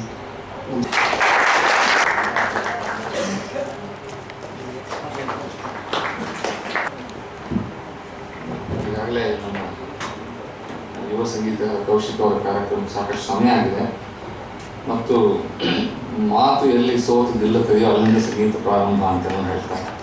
ಆದ್ದರಿಂದ ಹೆಚ್ಚು ಅದು ಭಾಳ ಅನುಭವ ಇತ್ತು. ಮಾತು ಸಂಗೀತಕ್ಕಿಂತ ಏನು ಕಡಿಮೆ ಇಲ್ಲ ಅನಿಸಿದ್ದೆ. ನಮ್ಮ ಕನ್ನಡಿಗರ ಪರಂಪರೆ ಬಗ್ಗೆ ಪ್ರಾಯಶಃ ನಾವು ವಿವಿಧತೆಯಲ್ಲಿ ಏಕತೆ ನಮ್ಮ ರಾಷ್ಟ್ರದ ಸಂಸ್ಕೃತಿಯ ಸಂಕೇತ ಅಂತ ಹೇಳ್ತೀವಿ. ಅದಕ್ಕೆ ಅಮೂಲಾಗ್ರವಾಗಿ ಸಾಕ್ಷಿಯಾಗಿ ನಿಲ್ಲಬಹುದಾದ ಒಂದೇ ರಾಜ್ಯ ಅಂತ ನಾವು ಹೆಮ್ಮೆಯಿಂದ ನಮ್ಮ ಬೆನ್ನನ್ನು ನಾವು ಕಟ್ಟಿಕೊಳ್ಬಹುದಾದ್ರೆ ಅದು ನಮ್ಮ ಕರ್ನಾಟಕ. ಕಾರಣ ಇಷ್ಟೇ, ನಮ್ಮ ದೇಶದಲ್ಲಿ ಹರಿದು ಬಂದಿರುವ ಎರಡು ದೊಡ್ಡ ಪರಂಪರೆ, ಸಂಗೀತದ ಪರಂಪರೆಯಲ್ಲಿ ಎರಡೂ ಪರಂಪರೆಯಲ್ಲಿ ಅತಿಶ್ರೇಷ್ಠ ಕಲಾವಿದರು, ಸಾರ್ವಕಾಲಿಕ ಶ್ರೇಷ್ಠ ಕಲಾವಿದರನ್ನು ಕೊಟ್ಟ ಏಕಮಾತ್ರ ರಾಜ್ಯ ಅಂದರೆ ನಮ್ಮ ಕರ್ನಾಟಕ ಮಾತ್ರ. ವೀಣೆ ದೊರೆಸ್ವಾಮಿಯಿಂದ ಇರ್ಬೋದು, ಅವರುಗಳು ವೀಣೆ ಶೇಷಣ್ಣ ಇರ್ಬೋದು, ವಾಸುದೇವಾಚಾರ್ಯ ಇರ್ಬೋದು, ಹಾಗೆ ಪಟ್ಟಿ ಬೆಳೀತಾ ಹೋಗುತ್ತೆ. ಕರ್ನಾಟಕ ಆರ್ಕೆಸ್ಟ್ರಾ ಕಂಠನ್ ಈಗಲೂ ಸಾಕಷ್ಟು ಸಂಗೀತಗಾರರಿದ್ದಾರೆ. ಹಿಂದೂಸ್ತಾನಿ ಸಂಗೀತದಲ್ಲಿ ಸವಾಯಿಗಂಧರ್ವರು, ಅವರ ಶಿಷ್ಯರಾದ ಭೀಮಸೇನ್ ಜೋಶಿ, ಗಂಗೂಬಾಯಿ ಹಾನಗಲ್, ಆಮೇಲೆ ಮಲ್ಲಿಕಾರ್ಜುನ ಮನ್ಸೂರ್ ಅವರು, ಬಸವರಾಜ ರಾಜಗುರು, ರಾಜಗುರು ಅವರ ಶಿಷ್ಯ ಪರಮೇಶ್ವರ ಹೆಗಡೆ ಅವರ ಶಿಷ್ಯ ನಮ್ಮ ಕೌಶಿಕ್ ಆಯ್ತಾ. ಹೀಗೆ ಪರಂಪರೆ ಮುಂದುವರಿತಾ ಇದೆ. ಎರಡೂ ಪರಂಪರೆಯನ್ನು ಬೆಳೆಸ್ಕೊಂಡು ಬಂದಿದ್ದೀವಿ ನಾನು. ಸೊ ಹೀಗೆ ನಮ್ಮ ಕನ್ನಡ ಚಿಂತನೆ ಸಂಗೀತದಲ್ಲೂ ಬಹಳ ಆಗಿದೆ. ಮತ್ತು ಮಲ್ಲಿಕಾರ್ಜುನ ಮನ್ಸೂರ್ ಅವರು ಒಮ್ಮೆ ಆಕಾಶವಾಣಿಯ ರಾಷ್ಟ್ರೀಯ ಸಂಗೀತ ಕಾರ್ಯಕ್ರಮದಲ್ಲಿ ವಚನ ಹಾಡಲಿಕ್ಕೆ ಅವಕಾಶ ಮಾಡಿಕೊಟ್ರೆ ಮಾತ್ರ ನಾನು ಹಾಡ್ತೇನೆ ಅಂತ ಒಂದು ಕಡ್ಡಾಯ ಹಾಕಿದ್ದೆ. ಯಾಕಂದರೆ ಹಿಂದೂಸ್ತಾನಿ ಶಾಸ್ತ್ರೀಯ ಸಂಗೀತ ನೀವು ಮಾಮೂಲಾಗಿ ಹಿಂದಿ, ಪಂಜಾಬಿ, ಭೋಜ್ಪುರಿ, ಉರ್ದು ರಚನೆಗಳನ್ನು ಹಾಡೋದೊಂದು ವಾಡಿಕೆ ಇಲ್ಲ. ವಿಲಂಬಿತ ಖಯಾಲ ಅಂದರೆ ನಾನು ಒಂದು ವಚನ ಹಾಡೇ ಹಾಡ್ತೀನಿ, ಅದು ಕೊಟ್ಟರೆ ಮಾತ್ರ ನಾನು ಹಾಡ್ತಿದ್ದರೆ ಹಾಡಲ್ಲ ಅಂತ ಆಕಾಶವಾಣಿಗೆ ಸವಾಲು ಹಾಕಿದ್ದವರು ಮನ್ಸೂರ್ ಅವರು. ಮತ್ತು ಪಂಚಾಕ್ಷರವರು ವೀರೇಶ್ವರ ಪುಣ್ಯಾಶ್ರಮದಲ್ಲಿ ನಮ್ಮ ನಾಡಿನ ಶ್ರೇಷ್ಠ ಸಂಗೀತಕಾರ ವೆಂಕಟೇಶ್ ಕುಮಾರದಾಸ್ ದೊಡ್ಡ ಪರಂಪರೆಯನ್ನು ಶಿಷ್ಯ ಪರಂಪರೆ ನೀಡಿದ ವೀರೇಶ್ವರ ಪುಣ್ಯಾಶ್ರಮದ ಸ್ಥಾಪಕರಾದ ಪಂಚಾಕ್ಷರಗಳು ಅವರನ್ನು HMV ಕಂಪನಿಯ ರೆಕಾರ್ಡಿಂಗ್ಗೆ ಕರೆದಾಗ ಮುಂಬೈವರೆಗೆ ಹೋಗ್ತಾರೆ. ಕುರುಡ್ರು ಪಾಪ ಟ್ರೈನಲ್ಲಿ ಕಂಬೂರಿ ಸ್ಟೇಷನಲ್ಲಿ ಕರ್ಕೊಂಡು ಹೋಗ್ತಾರೆ. ಅಲ್ಲಿ ಹೋದ್ಮೇಲೆ ನೀವೆಲ್ಲ ಬರೀ ಹಿಂದಿ ಹಾಡಬೇಕು ಅಂತ, ಇಲ್ಲ ನಾವು ವಚನ ಹಾಡ್ತೀವಿ ಅಂತ ಅವ್ರು ಹೇಳ್ತಾರೆ. ನೀವು ವಚನ ಹಾಡೋಂಗಿಲ್ಲ, ರೆಕಾರ್ಡಿಂಗ್ ಕಾಂಟ್ರಾಕ್ಟ್ ಕ್ಯಾನ್ಸಲ್ ಮಾಡ್ಕೊಂಡು ವಾಪಸ್ ಬರ್ತಾರೆ ಪಂಚಾಕ್ಷರಗಳು. ಅಂದರೆ ಭಾಷೆಯ ಬಗ್ಗೆ ಒಂದು ಕುರುಡು ಛಲ ಅಲ್ಲ, ಇದರಲ್ಲಿ ಬೇಕಾಷ್ಟು ನೀವು ತಿಳ್ಕೊಳ್ರಿ ಅಂತಂದು. ಈಗ ಹಸಿವಾದೊಡೆ ಭಿಕ್ಷಾಂತರಗಳುಂಟು, ಕೃಷಿಯಾದೊಡೆ ಕೆರೆ ಬಾವಿಗಳುಂಟು. ನನ್ನ ಎಲ್ಲ ಲೌಕಿಕ ಆಗುಹೋಗುಗಳಿಗೆ ನಾನು ಎಲ್ಲಿ ಬೇಕಾದ್ರೂ ಊಟ ಮಾಡ್ತೀನಿ, ಎಲ್ಲಿ ಬೇಕಾದ್ರೂ ನಿದ್ದೆ ಮಾಡ್ತೀನಿ, ಎಲ್ಲಿ ಬೇಕಾದ್ರೂ ನೀರು ಕುಡಿತೀನಿ. ಆದರೆ ಆತ್ಮಸಂಘಾತಕ್ಕೆ ಚನ್ನಮಲ್ಲಿಕಾರ್ಜುನ ಮಾತ್ರ ಬೇಕು ಅಂತ ಹೇಳೋ ಉದಾತ್ತವಾದ ಧ್ಯೇಯ ಗುರಿಯನ್ನು ಹೊಂದಿದಂಥ ವಚನಗಳು ಅಂಥದ್ದು ನಮ್ಮ ಸಂಗೀತದಲ್ಲಿ ಹಾಡ್ತೀವಿ ಅಂತ ಪಣ ತೊಟ್ಟವರು ನಮ್ಮ ಸಂಗೀತಗಾರರು. ಹೀಗೆ ಸಂಗೀತದ ಮೂಲಕ ನಮ್ಮ ಕನ್ನಡದ ಸೇವೆ ಆಗಿದೆ ಅಂತ ಹೇಳಿ ಕಾರ್ಯಕ್ರಮ ಬೇಗ ಶುರುವಾಗುತ್ತೆ ಅಂತ ಹೇಳಿ ನನ್ನ ಕರೆದು ಅನಿರೀಕ್ಷಿತ ಗೌರವ ಪ್ರೀತಿಯನ್ನು ತೋರಿಸಿದ್ದಕ್ಕೆ ಕೃತಜ್ಞತೆಯನ್ನು ಅರ್ಪಿಸ್ತಾ ನಿಮ್ಮ ಜೊತೆ ಯಾವಾಗಲೂ ಇದ್ದೇನೆ ಅಂತ ಹೇಳಿ ನನ್ನ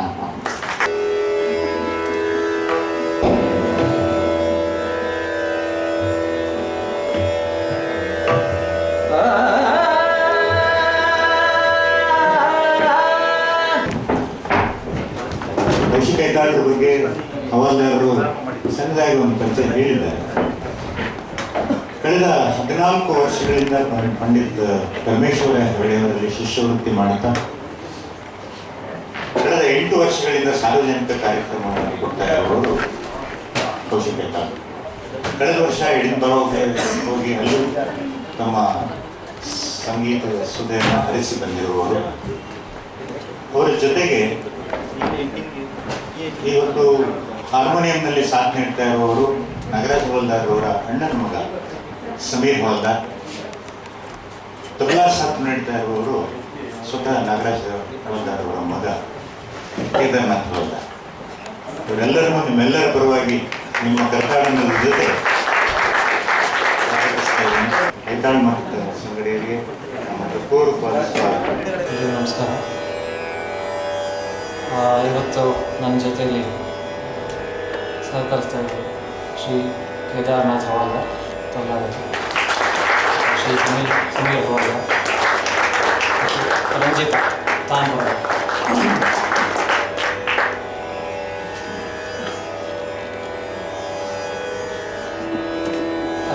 ಬಿಹಾರದಿಂದ ಶುರು ಮಾಡ್ತೀನಿ.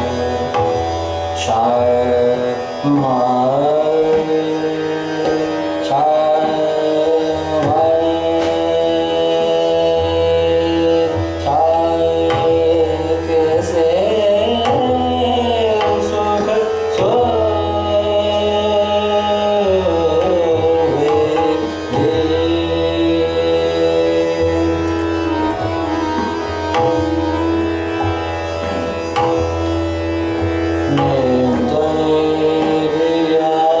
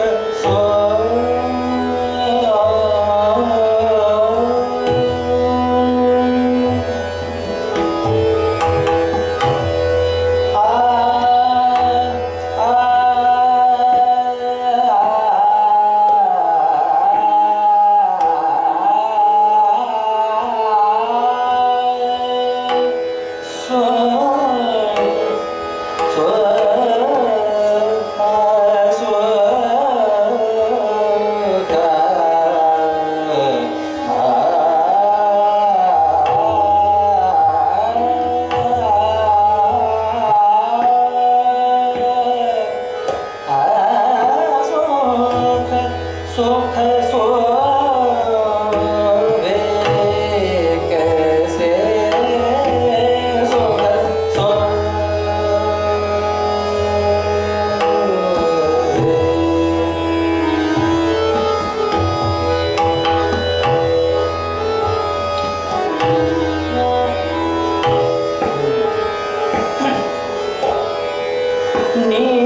निंदरिया आ